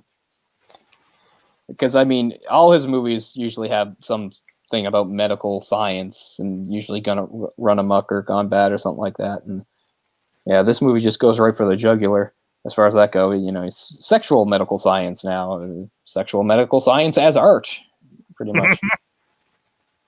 Yeah, you don't have to dig too deeply. It's all pretty much on the surface. He's not trying to hide anything. Mm-hmm. I love how, like, as a symbol for like their success at med school, the crazy their retractor thing. They were given a gold-plated one. Yeah. Which is pretty funny. And then later when he uses it on the woman, which he's not supposed to be doing, and she's saying she's in pain, he's like, look, this is gold. Actually, he says it's solid gold, which is not. Solid gold, yeah. If it was solid gold, he probably couldn't even lift it because gold is fucking heavy. But anyway, he says, like, this is solid gold. This is the perfect instrument. He's like, we have the technology. The science is, he's like going on, like, the science is sound. You're the problem. It's pretty funny. This woman. And then it's really funny because she's talking about pain.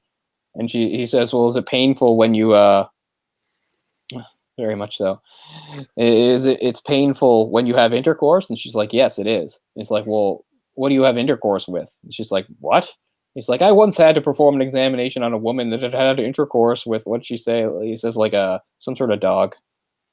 I can't remember what kind of dog, like a golden retriever or something like that. And she's so shocked she doesn't even have any sort of answer.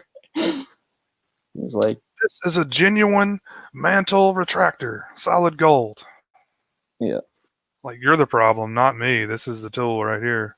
Yeah. And it's just like, if we're talking about a symbol and we're being blunt, it's just a perfect symbol to sum up gynecology as a whole.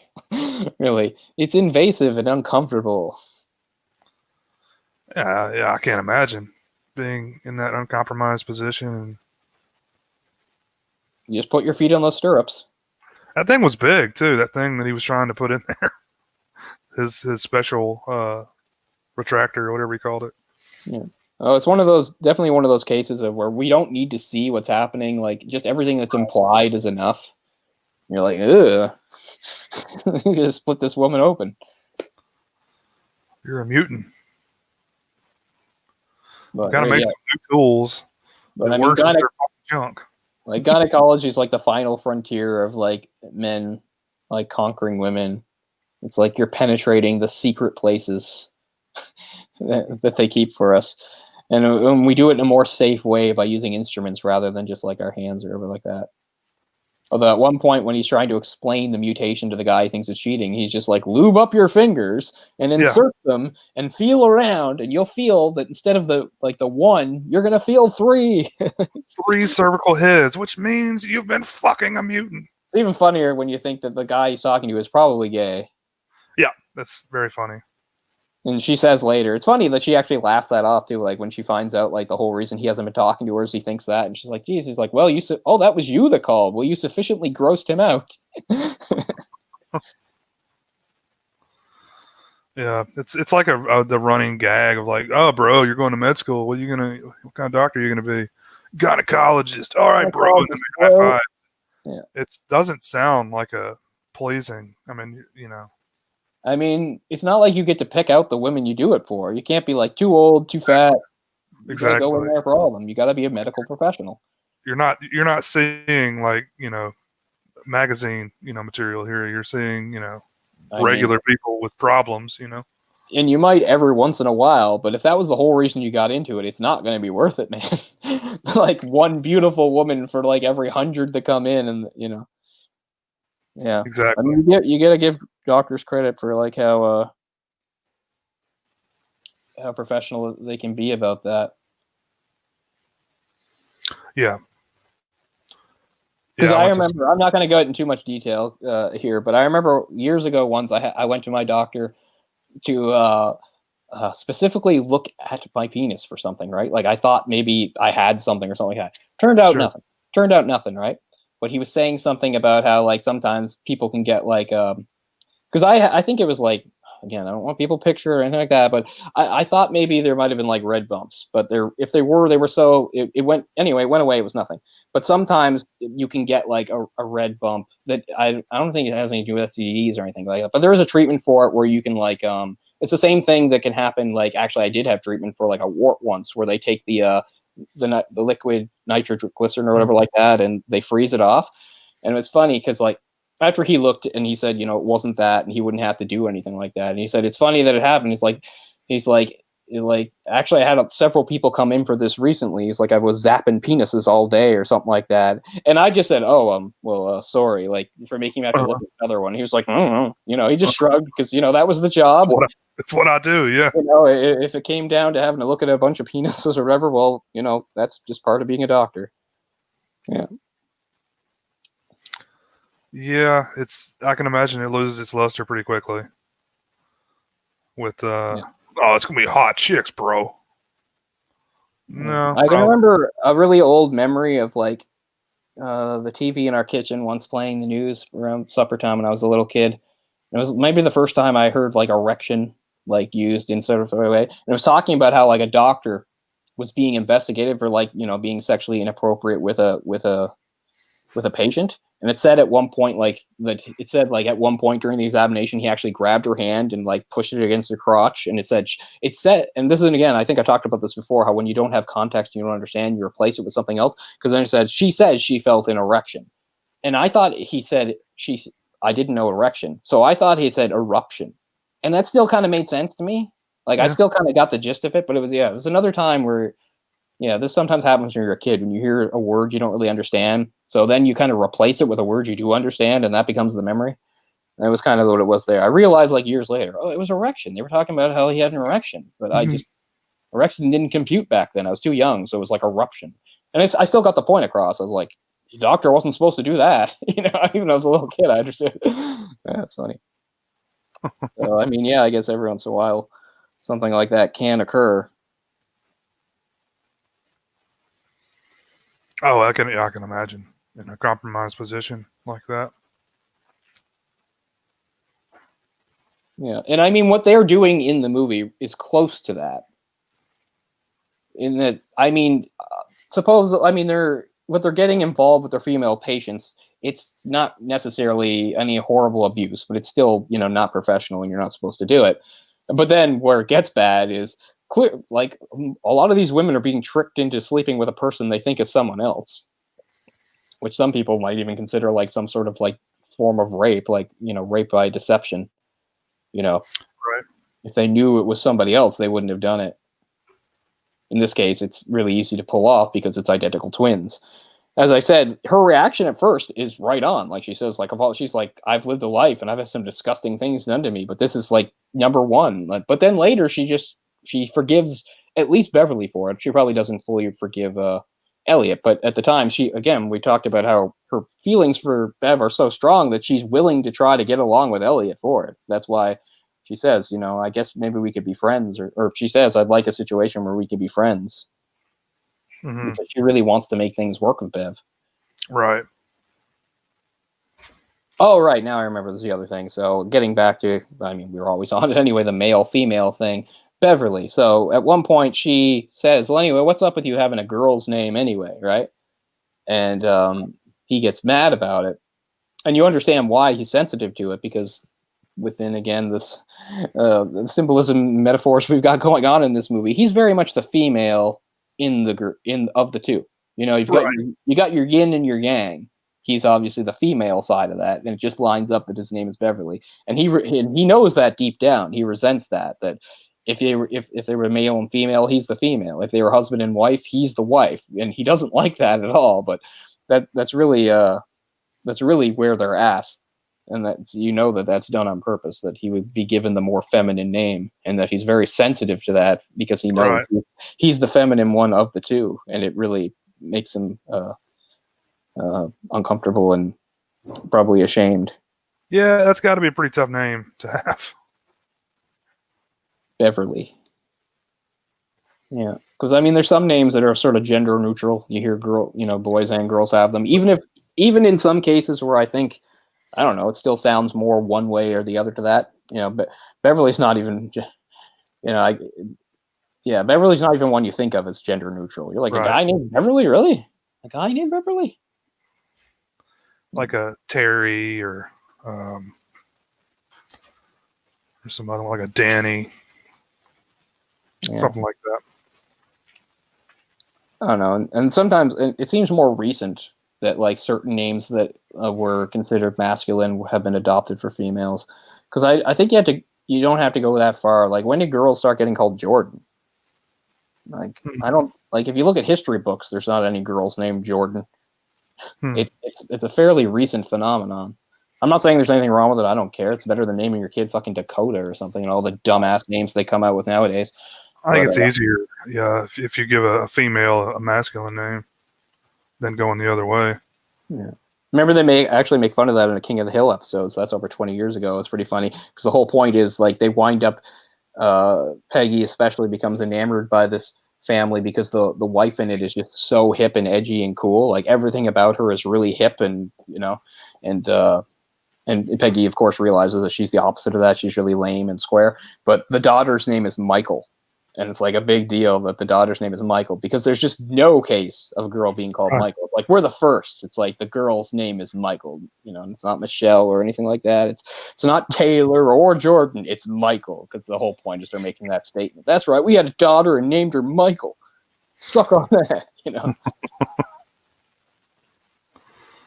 That's funny. But apparently, Jeremy Irons, he kept track of what character he was playing with how he put the weight on his feet. That's like one was with the heels and one was with the balls. I guess I can somewhat relate to that, though, because if somebody was going to be me, because I actually am the only I don't remember why, but at Pizzell, of all people, I asked this question. I have no idea what the circumstances were. I was talking to Pizzell, and I said, hey, when you ever have to like stand somewhere for a really long time, like, and you're standing in a line, do you just evenly distribute your weight? Or do you generally like shift it from one part to the other? And he's like, I don't know. I've never been conscious of that. I have no idea. Because I'm one of those people that never distributes my weight evenly when I'm like standing around. I'm either all on one side or the other, and then I switch when I get tired. I never just stand. Like, if I'm standing, all my weight is on like one leg. If it's like if I had to wait around for a while. I don't mean like... Yeah. If you have to wait around, I definitely do that. So I guess that makes a certain amount of sense. He's talking about how like they shift their weight and how they carry themselves. I mean, I can see that. Definitely hard to do, I would think, to play two different roles, because John Hurt was who he wanted. Yeah, and Is that he the wrote right it down. He said, yeah, I think, and he said like it was too much work. He's like, one is enough. I'm not playing two or something. Yeah. So it does Well, prove like, yeah. exactly. Sorry, go ahead. No, go ahead. I was just gonna say it does prove like sometimes we talk about like actors and roles they play, especially if it's a more extreme role, like maybe they had to play a bad guy or a rapist or something like that. Like actors do deserve, and sometimes you just shrug and say, well, that's the job. You know, you play different characters. But the truth is, certain actors won't do that. Either they're concerned about their reputation or whatever. Like there's places they just won't go, and I don't know that I prefer actors that are willing to play any sort of kind of role. You know, because I really think the reason De Niro didn't do it was because I think he was thinking about his rep.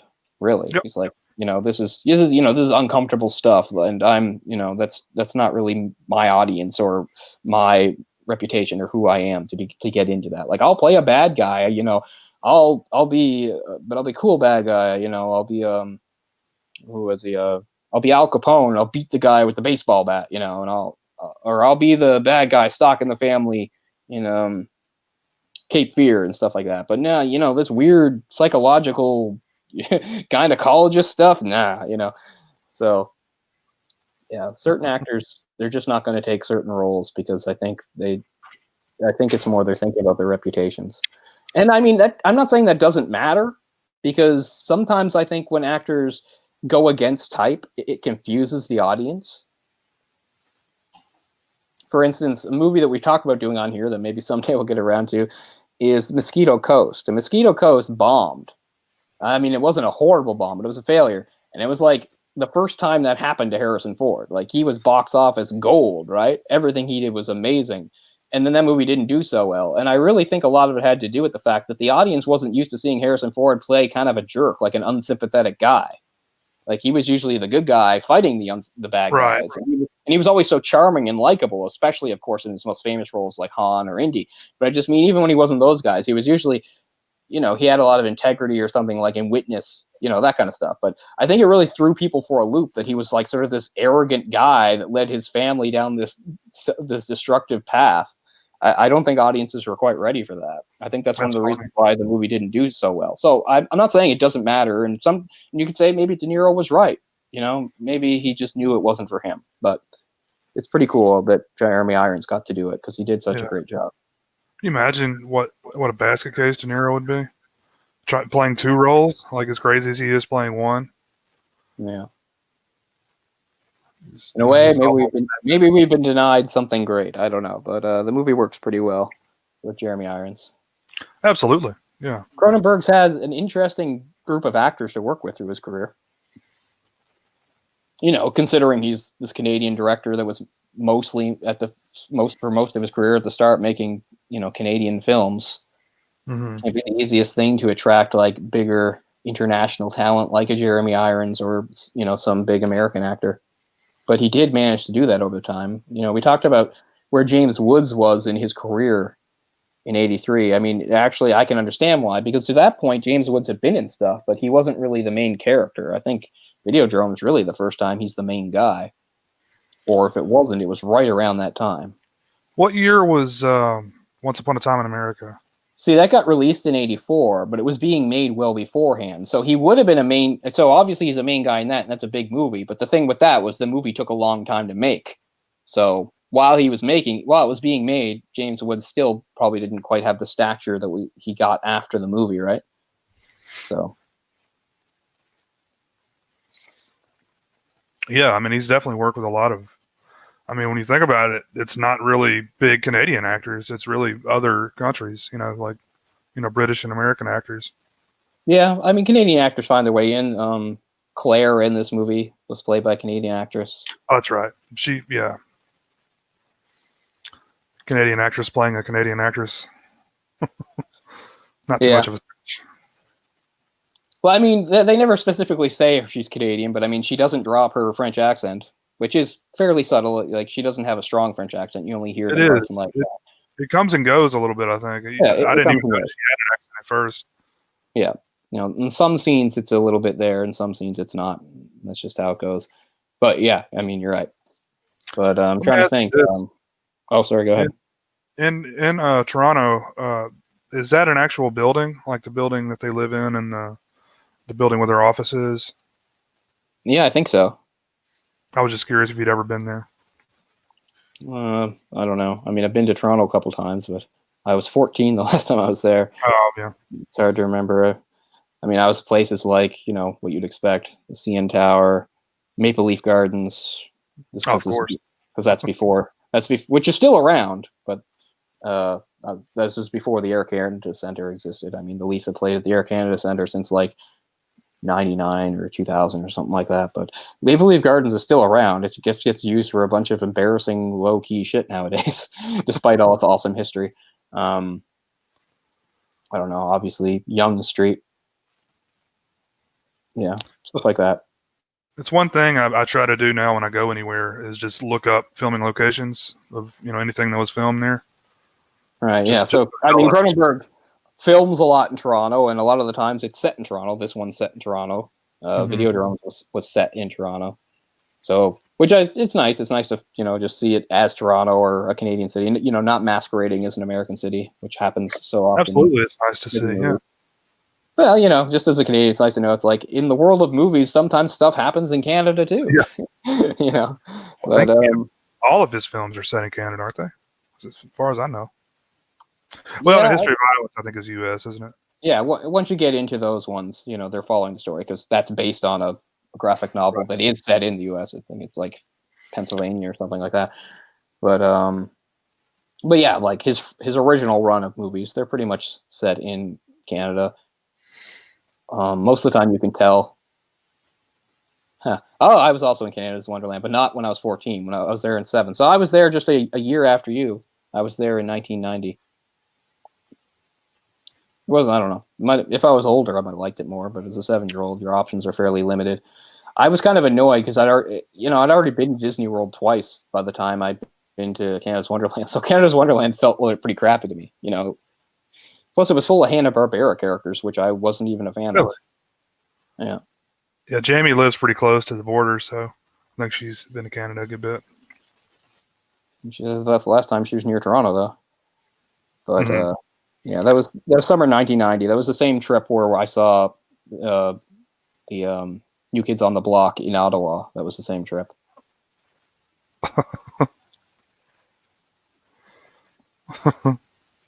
But yeah, Shivers is set in Montreal, or like a place slightly outside of Montreal, because the whole point is at the end they're all driving into Montreal. But yeah, it's somewhere outside of Montreal.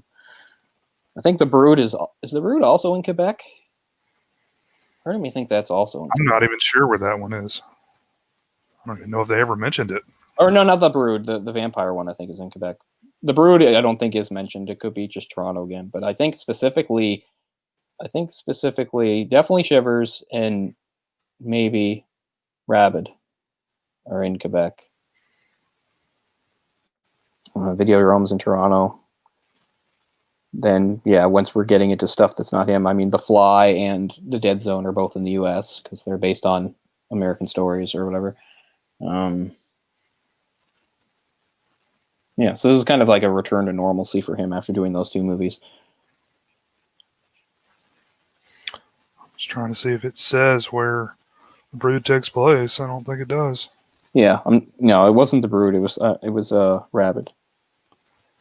That I'm pretty sure is in Quebec, because I'm pretty sure there's a scene towards the end where it's pretty clear she's in like downtown Montreal. It's hard to remember now. Anyway, it doesn't matter. But anyway, it was nice they said that. And the new movie Possessor is clearly in Toronto. Yeah. Blu-ray's going for quite a price. Like $30. It comes out on the 8th of December. Cool. On Blu-ray. Yeah, it's definitely a movie I would probably think is worth owning, but at this point I still don't own any Cronenberg films, even though I had a couple of opportunities to own the Criterion of Videodrome, and I just was like, no, later. And now it's like years later and I still don't have it. But yeah, That's one I do have. I do have the Videodrome Blu-ray. Yeah, I'd really, really like to get it. And I think most of my other stuff is all DVD. Well, no, I did get Shivers recently. I love Shivers. For a really great price, man. It was like $11 or something. It was great.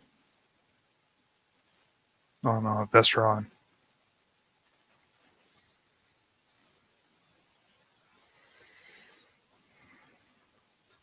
Yeah, I was just so blown away when I saw Shivers. You know, Ryan and I rented it like, I don't know, like 15 years ago or something crazy. Yeah. But I was just like, I mean, it's, you know, super low budget and minimalistic and stuff, but it's just so good and ahead of its time. I remember he tells a story of like somebody seeing it like a film festival a few years later, and they're like, "You ripped off Alien." He's like, "This is like from 4 years before Alien." Right. That whole thing with it swimming in the tub. It's so not a ripoff of Alien at all, anyway. Yeah, no, he's talking about the part where it's swimming around in the tub. That's stupid. How many times Saying has that been done, you know? Yeah, I don't know. He just seemed to think the guy thought he was ripping off like the whole thing of like a face hugger, which I think is stupid because like it was not going on the face; it was going somewhere else, somewhere this movie deals with. Yep. This movie is called Dead Ringers, I guess, because it's about twins. And you're a dead ringer for somebody, you look like somebody, and somebody winds up dead in the end. But it also could have been called the Vagina Monologues, but somebody else took that. Well, it couldn't be called Twins either, because like the same year, that's when the Arnold Schwarzenegger movie came out. Yeah. Man, I was watching like a commercial for a UFC event, and did you know there's going to be there's an Arnold Schwarzenegger movie with Jackie Chan coming out? Does it ever look terrible? I bet it's going to be bad. No. It's like a weird period piece too, like set in like the 18th century or something. Oh my god! And you've got like I guess like Jackie Chan seems to be the good guy, and Arnold Schwarzenegger is the bad guy, and you got Arnold Schwarzenegger like standing there like in the powdered wig and the costume, and what? It's terrifying. You never want to see Arnold look like that, and of course his voice is the same as it always is. So. I am America, USA. Yeah, well, this is a movie that seems to predate America, I think. Oh, he's just like I'm Joe Blow, America, with my crazy accent. I know there's so many movies where that is like the plot, even the Christmas one. It's like, here's the typical American dad, the giant Austrian bodybuilder. I'd be like, man, I think that's kind of weird. Like if you were that kid's friend, you'd be like, your dad is a giant Austrian bodybuilder. What's his story? You know, considering his story is not supposed to be Arnold's story. You know, the Mr. Universe that came to California and won Mr. Universe and became a icon and stuff. No, he's just playing some guy that's, you know, got a kid and a wife in the suburbs. So yeah, this is set in the 1700s. This movie. What's it called? Iron Mask. Yeah, but it's not anything like Man in the Iron Mask. What a generic name. Maybe it's just like the loosest adaptation of Iron Man in the Iron Mask you'll ever see, because obviously it involves a Chinese guy for one thing. Like Jackie Chan's not playing a European; he's playing a Chinese guy. He's got like a big beard and long hair. I don't know what's going on. Oh man, he should have played the European. I would have been so excited if they made a movie like 25 years ago, but now, and like, it looks so cheap. Honestly, Rutger Hauer is in there. Apparently, I must have filmed this a while back. I was gonna say, isn't he dead like several years ago? He died last year, I think. I thought it was longer than that. So I remember making the tweet about him because he's done my best death scene in ever. My favorite death scene of all time is the Blade Runner death scene. July of 19. Just 19, okay. For some reason. Anyway, I guess it's cool that he's in it. Rutger Hauer's all over the goddamn place. He's in amazing movies. He's in terrible movies. He's in movies that are super forgettable. He's in movies you've never fucking heard of.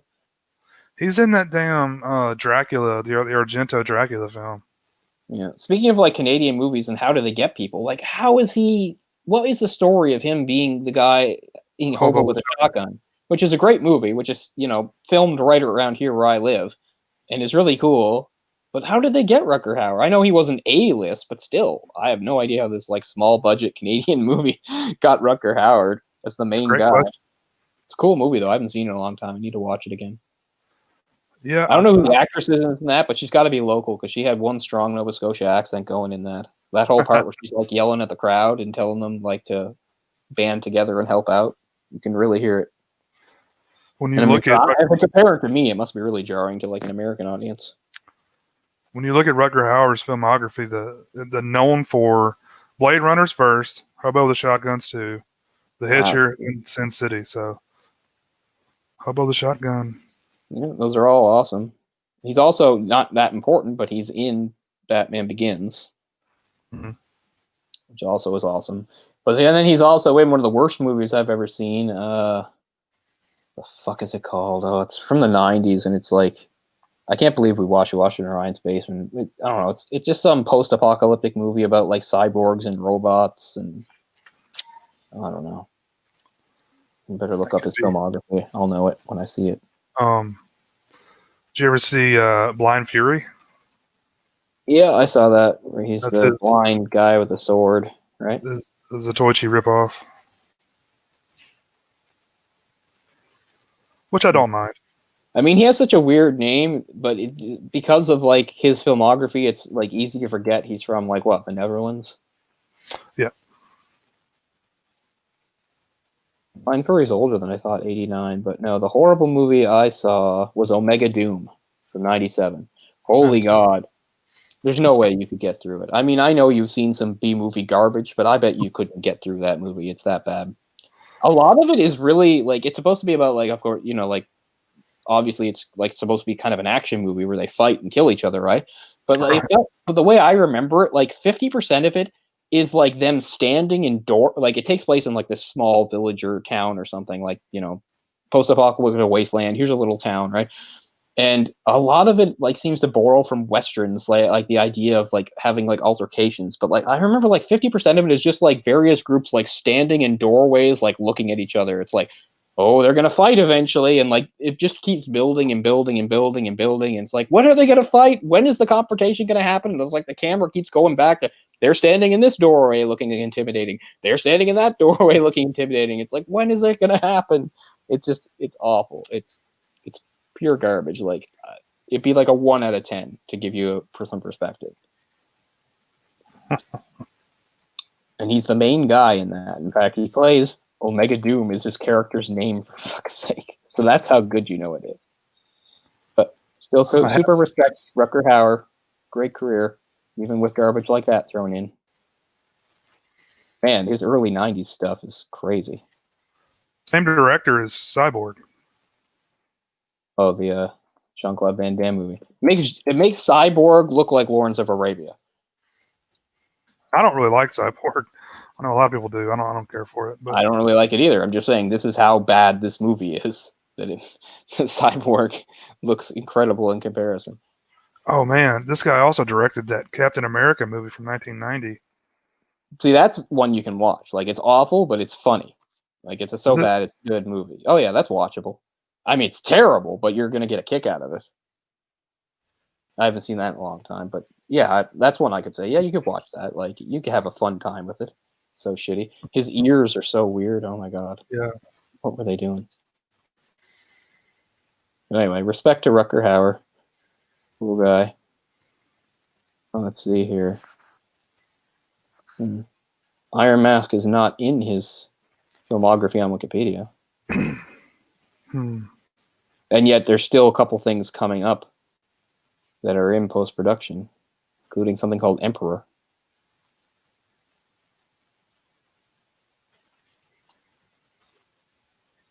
Anyways. What was the movie that followed Dead Ringers? Oh, it was Naked Lunch, wasn't it? Yeah, it was. I think it took 4 years off. It's kind of like back to Monsters. Although in a really arty way.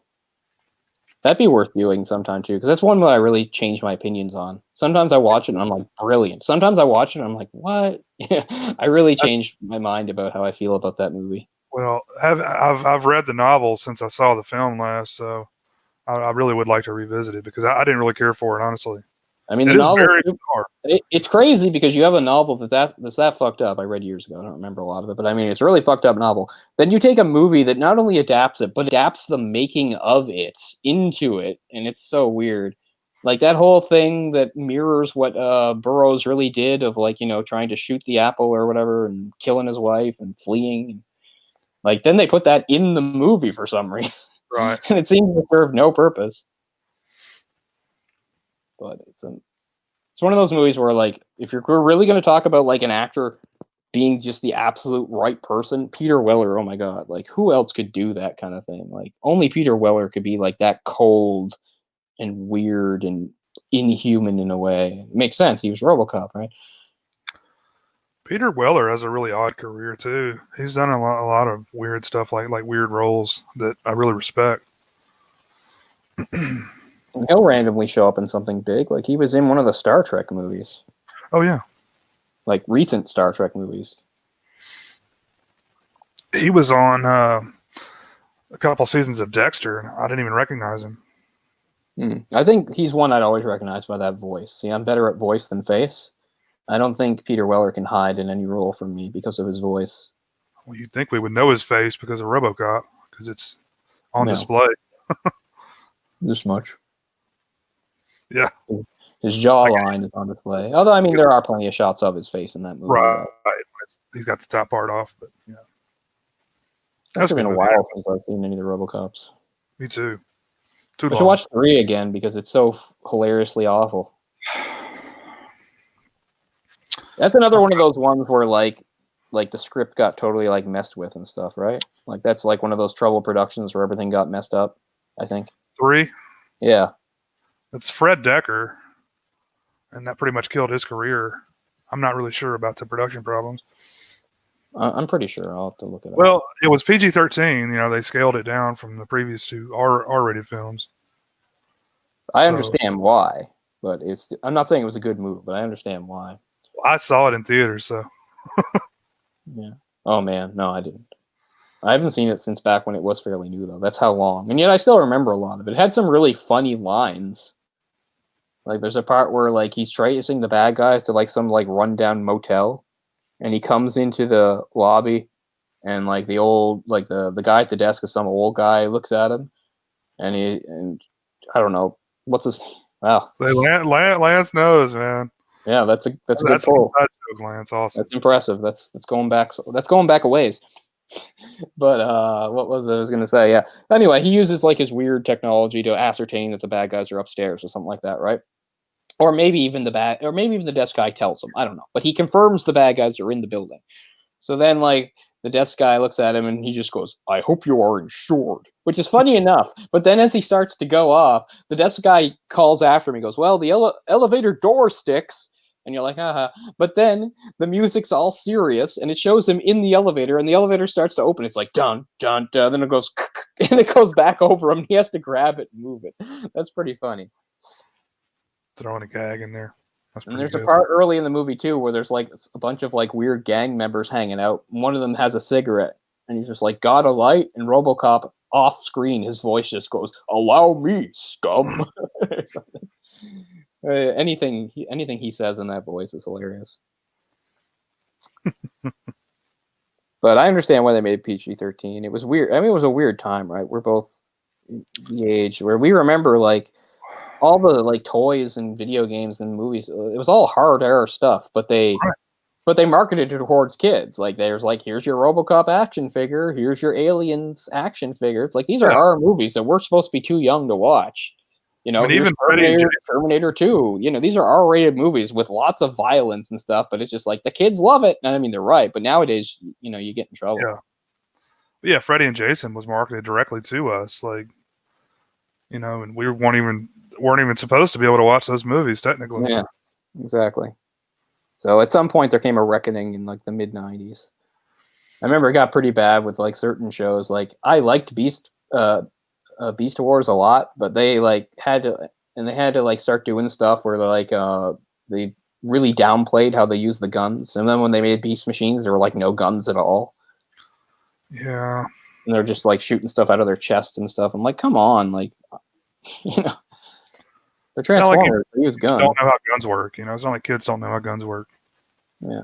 Plus, there's always that thing about things. The weird rule, like, for certain networks, was whether or not it was imitatable, because they talked about that in like the commentary for various Batman the Animated Series episodes.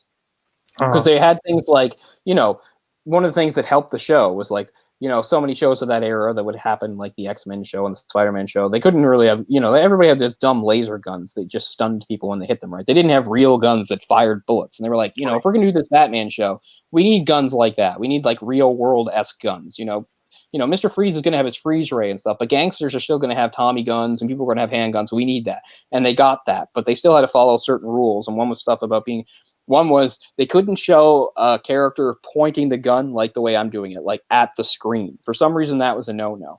And the only reason they got away with it in the Mr. Freeze episode when he does it was because it was a freeze gun and it was considered not imitatable. And I don't understand what they mean by imitatable anyway, because you would have scenes where bad guys with real guns fired at Batman. Who cares if it didn't have this? You still saw them shooting guns at so it's so weird, like the arbitrary rules they had in place regarding this. Yeah. Yeah, I agree. I remember that animated series being pretty violent at times. Sure. And I loved it. And one thing that was also good that they do it a lot in cartoons now too, even like superhero cartoons, is like when Batman punched or kicked somebody, they pretty much showed it. You might notice that a lot of like cartoons nowadays that even try to be serious that have like just something like people getting punched and kicked was like you would actually, if they pull away, they'd show like the start of the punch. Then the screen might flash and then it might show the bad guys falling off, but you don't physically seeing them hit them. I really liked the Spider-Man, the animated series from the early 90s, but not only did it pull that trick all the time, half the time he almost didn't even punch or kick anybody. He just swung around while guys tried to hit him. Right.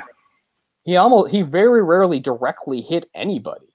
He would just web them up. And I mean, I get it. Spider-Man does web people up, and he's not always beating the shit out of people. He's one of the, friendlier guys. He's not like super violent like a Moon Knight or anything like that. But I mean, even for those standards, it was dumb. It's like he can't ever punch the Green Goblin. He can't ever like kick somebody off like, something. They really limited how much punching and kicking he could do, which I think is ridiculous because he's Spider-Man. I get that he's got webs and stuff, but I mean, come on. He has to be able to hit people sometimes. So, yeah, that got really bad. Perfect example of what you're talking about is like the original Ninja Turtles movie. And then, part two. Yeah, nice and violent, but that one, their hands were kind of tied because that had a really strong reaction from parents. They got tons of shit from that about parents. Like parents called in and wrote in. They were really mad about how violent it was. Such a great movie. Yeah. That was, at the time, the most successful independent movie of all time. Yeah. It's been surpassed, but still. It's crazy to think it was an independent movie, considering, I mean, it was 1990, so they were already pretty big. It's not like this was some small thing, What? Like, the movies where it really reached its apex, or whatever, but I mean, by 1990, you'd think, like, a bigger studio would want to make because it was already this big deal, the cartoon, and they already had some video games and stuff. You think of major studios would be clamoring to make that movie. I mean, that's not what happened at all. What studio did put that out? Do you remember? Like I said, it's technically went down as a independent movie. Did it get picked up and just released by someone? That could be it. Because I remember it being.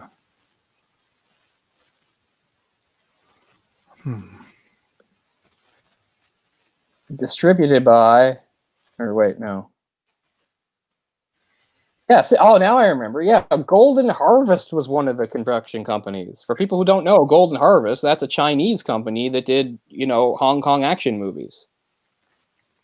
So they were one of them. So that's kind of the big one. Besides that, you had like 888 Productions, something called Limelight Entertainment. So no, yeah. It eventually got distributed by New Line, but yeah. But yeah, I forgot about the Golden Harvest thing. I mean, and they that's where they got their stunt people too. Like the stunt people are like Hong Kong stunt guys, including some of the turtles themselves. Mm-hmm. You got to give credit to the stunts in that movie, especially the turtles, like pulling those moves off in those suits. Oh man, I've heard horror stories about how uncomfortable they were. Did you know some of those suits are still around? You ever see? You want horror stories? Look up pictures of those suits. They've like rotted away, and they look terrifying. But I saw pictures surface because somebody had them and was like, I had at least one and was selling it. Like you could buy it. Like it was being auctioned off, and it looked horrifying. Like the mouth was all falling away, and it looked terrifying.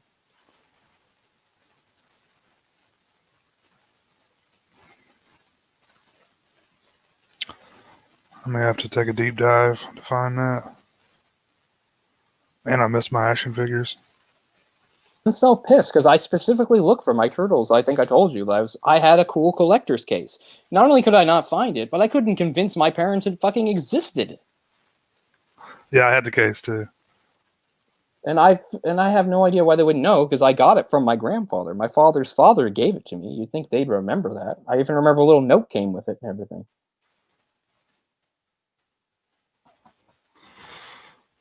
Oh, that didn't ever exist, Cole. Apparently not.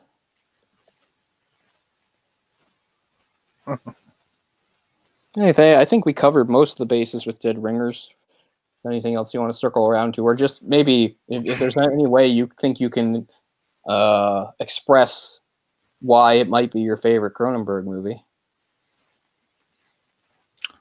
I don't know. It's kind of like one of those things with, whichever one I'm watching now is my favorite. But yeah, it is my favorite. It is just, I don't know. I think it is the emotion that it conveys, and it's really the sadness, and Jeremy Irons does such a great job playing both roles. Yeah.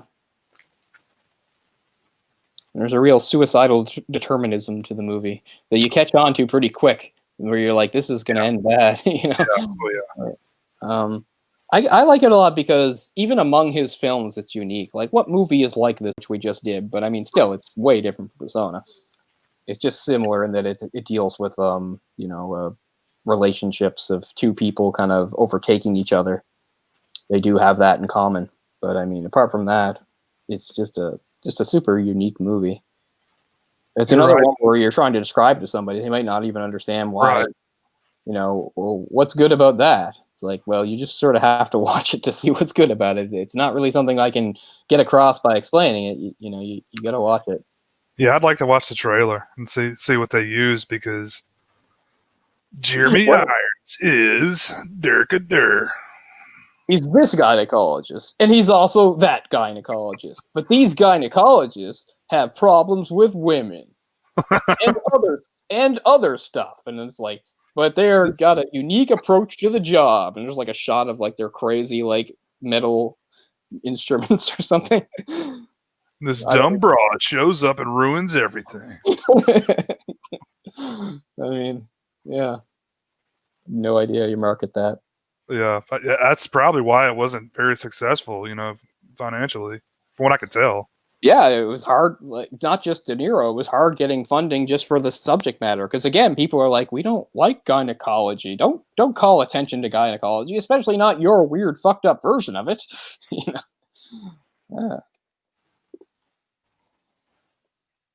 Yeah.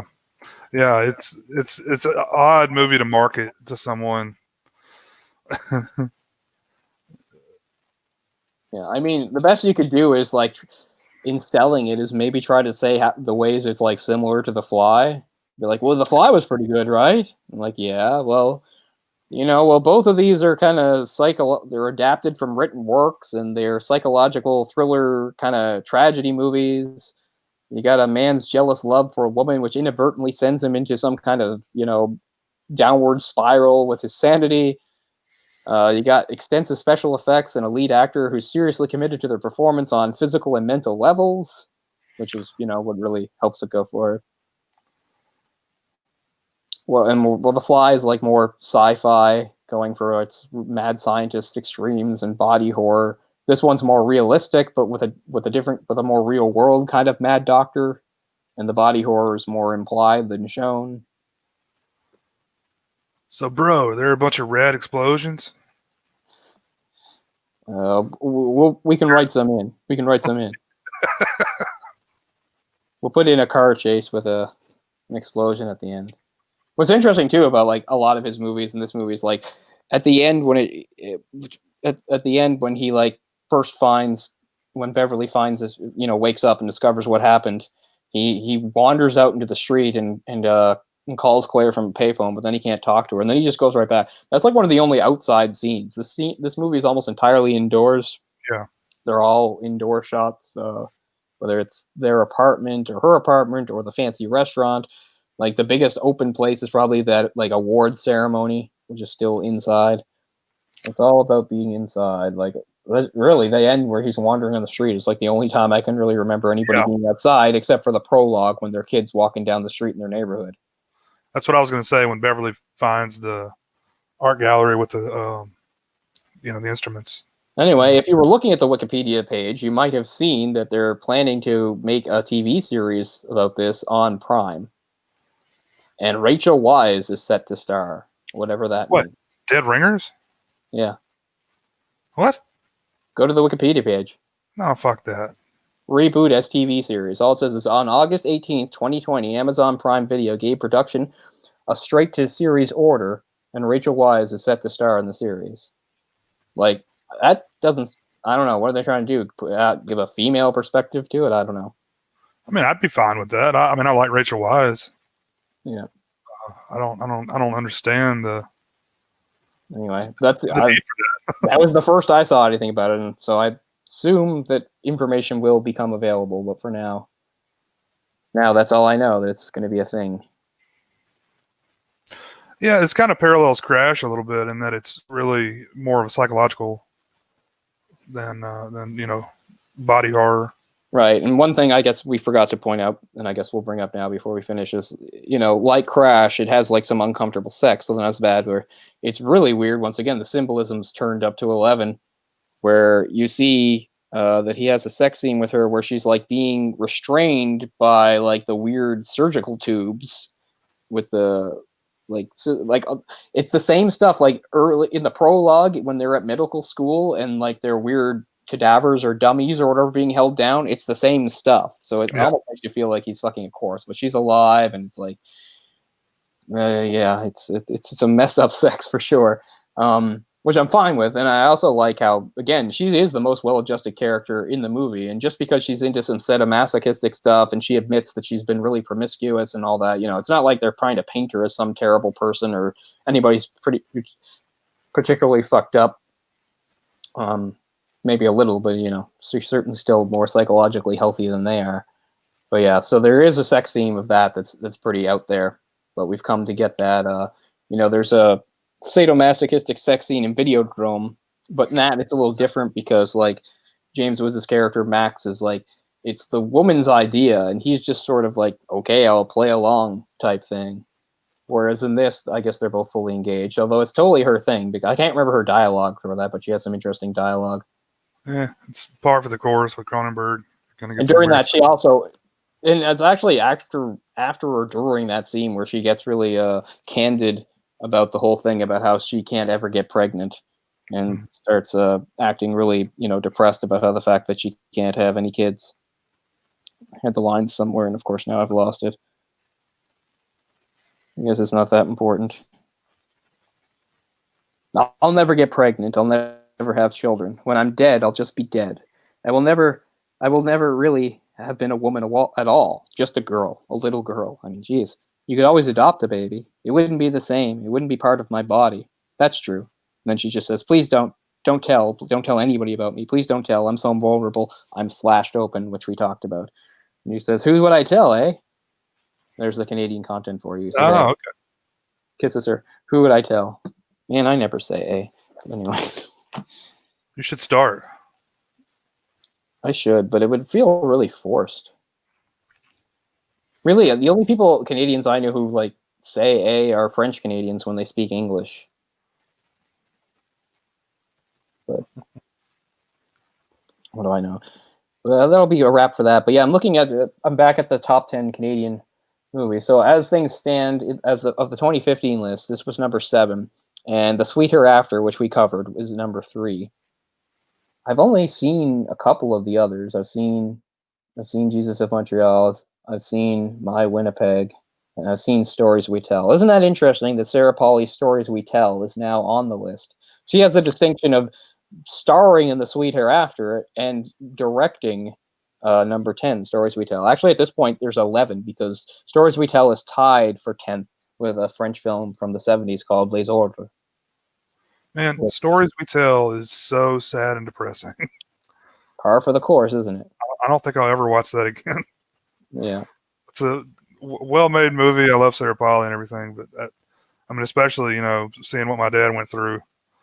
Oh, God, yes. I know. Yeah. I mean, don't watch away from her either. Yeah. Man. I love Sarah Polley too, but yeah, her stuff is not easy to digest. It's kind of scary when like the easiest thing to digest might be the Sweet Hereafter. Yeah, that's true. I mean, it's nice to see her be able to transition, to being a filmmaker. Yeah. It's obviously a really good one. Mm-hmm. But I mean, she's popped up in various like American movies too. Maybe most notably I think it's cool, the Dawn of the Dead remake. I really like that movie, which is mostly a Canadian production, that movie. I mean, Right. Zack Snyder's the director, but it's full of Canadian actors that shot in Canada, but still would not really, I guess, count as a full-on Canadian film, which has become a much more difficult thing as, the Canadian Americans intertwine, kind of like our twins here do. It's a lot harder these days to have a distinctly Canadian movie. Oh, yeah, another thing I wanted to mention was this is yet again on the 1001 Movies to See Before You Die. Not surprised. You'd think pretty much most of Cronenberg's output is probably on there. Saying most of the films we do on the show are on that list. So. Yeah, and that too. Pretty interesting. But yeah, I'd like us to do Jesus of Montreal. I don't know how easy that would be to find. I've never seen it, but I'd like to see it. But that might be the first of like sort of the classic Canadian movies that I really watched, because like back in the 90s when Showcase was actually worth a damn, which is called Showtime in the US, they played good movies like that. That's also how I used to, we've talked about this before too, how I used to get like, at least on the weekends, maybe some TV-friendly nudity was Bravo and Showcase. Now that, they don't show anything good anymore. Yeah, Go's awesome, Jamie. I love that movie too. But Go's probably what she's known for, like here in America. Yeah, probably. Yeah, she's really good in that too. And I think that is a really cool, stylish movie. So yeah. For those that don't know, or Jamie, who I haven't known that long, if you don't know, like Sarah Polley's like my film hero. Like I just really have always admired her ever since I was a little kid. I had a crush on her even back then. She was on a show called Road to Avonlea that I used to watch all the time. Really nice period piece family show set in 19th century PEI, kind of like very similar to a Anne of Green Gables type situation. But anyway, and she's the main character on that, Sarah something. Anyway, her character was called Sarah on that. And I had a crush on her from then, even then. So, I mean, it started as a crush, and I guess I still have a crush on her. But, I mean, just the more I got to know about her, and she's just one of those really, I just think she has a lot of integrity and things like that. She's written a lot of really interesting articles that you can find. She got blacklisted by Disney when she was like not 10 or 11 because she was at one of their events and she was wearing like a peace symbol, and they came around and wanted her to take it off because they thought it was somehow against the American government because the Iraq war was going on at the time. And she was like, no, I'm not taking it off. And they got really mad at her and they said, well, you won't be in any Disney movies. And she said, I don't care. And I mean, that's when she was like 12. That's crazy. She was in Splice. I think that's the last thing I've seen her in. Yeah. How come so many movies I've seen her in, she gets raped by monsters? Because she also gets raped by like a weird monster in Beowulf and Grendel, which I saw in theaters. Which is just a telling of the Beowulf myth, but more since it's called Beowulf and Grendel, with a real focus on Grendel to make him like really sympathetic and stuff. Yeah. She plays like a weird like local witch and stuff. And at one point I'm pretty sure it's Grendel who fucks her, and it's not exactly consensual. And of course she has sex with the weird alien thing weird monster thing that she makes in Splice. Mm-hmm. No, he has sex with that thing, Adrian Brody. I'm pretty sure she does too. Because I'm pretty sure that's why it changes like from female to male, specifically so that it can penetrate her, I think. I'm almost positive. Even though I haven't seen that in a long time, I'm pretty sure. I mean, it would make it really weird because that was her offspring. Yeah, I know. It was a Okay. really weird movie. And, yeah. Huh. I must have missed that. I watched that. Yeah, movie. well, I mean, the whole thing was they had like a parent relationship with it, like they were raising it like it was a kid. But yeah, it's a pretty fucked up movie. I haven't seen. It is. I saw that in theaters too, I did too. and Beowulf and Grendel. I think I saw Beowulf and Grendel in theaters, not even knowing she was in it. You would think, well, that's why you saw it, right? That's why you saw this weird, obscure movie because you like Sarah Polley. I don't think I knew initially that she was in it. Oh, I'm sure people knew. I was just explaining my own long obsession with her, which dates back to, again, as long as I've been watching movies and TV. The first thing she's in doesn't really matter. I love the movie, but she's not important. She has a really tiny role in my favorite Christmas movie, which is, again, technically an American and Disney movie. It was shot in Ontario, and it's super depressing, even though it has a good ending, which is One Magic Christmas, which I didn't get to watch last year. I barely had to watch it this year. I actually do own it on DVD, but with Christmas movies, it's the one time I prefer to watch a movie on TV, the only time, even though commercials suck nowadays, so it's not even worth it. But yeah, Yeah, she's in one. She's the main girl in that is like super young and the main focus, which is impressive to have a girl that young be the main character. But it's not Sarah Polley. Sarah Polley plays like their poor neighbor, and she's in like one scene. But that's like the first thing she's in. That's a really cool, I think, underrated Christmas movie with Harry Dean Stanton plays an angel that helps out a family where everything goes wrong for them for Christmas. If you think your Christmas is depressing and terrible, wait till you see what happens to them. Anyway, but maybe that's why she was part of the Disney family in the first place, because she'd been in that movie. But anyway, she had no involvement with them a little while after that because they blacklisted her. Will never work in this town again. Yeah, or something like that. But yeah, I hope somewhere down the line we can maybe do one or two more of the movies that appear on that. I mean, for this movie, this is a Cronenberg movie, whatever. But I mean, there's no point in getting into all the stuff. But I mean, for those, like, to actually talk about like some stuff about the Canadian film industry and its history, blah blah blah, because it's kind of interesting.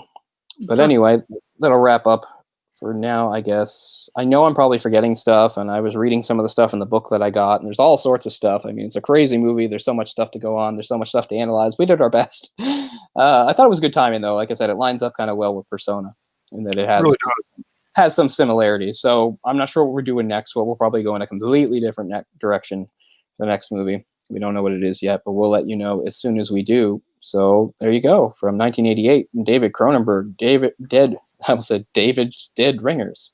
Dead Ringers. All right, guys. Thanks a lot, and we'll see you next week. Thanks.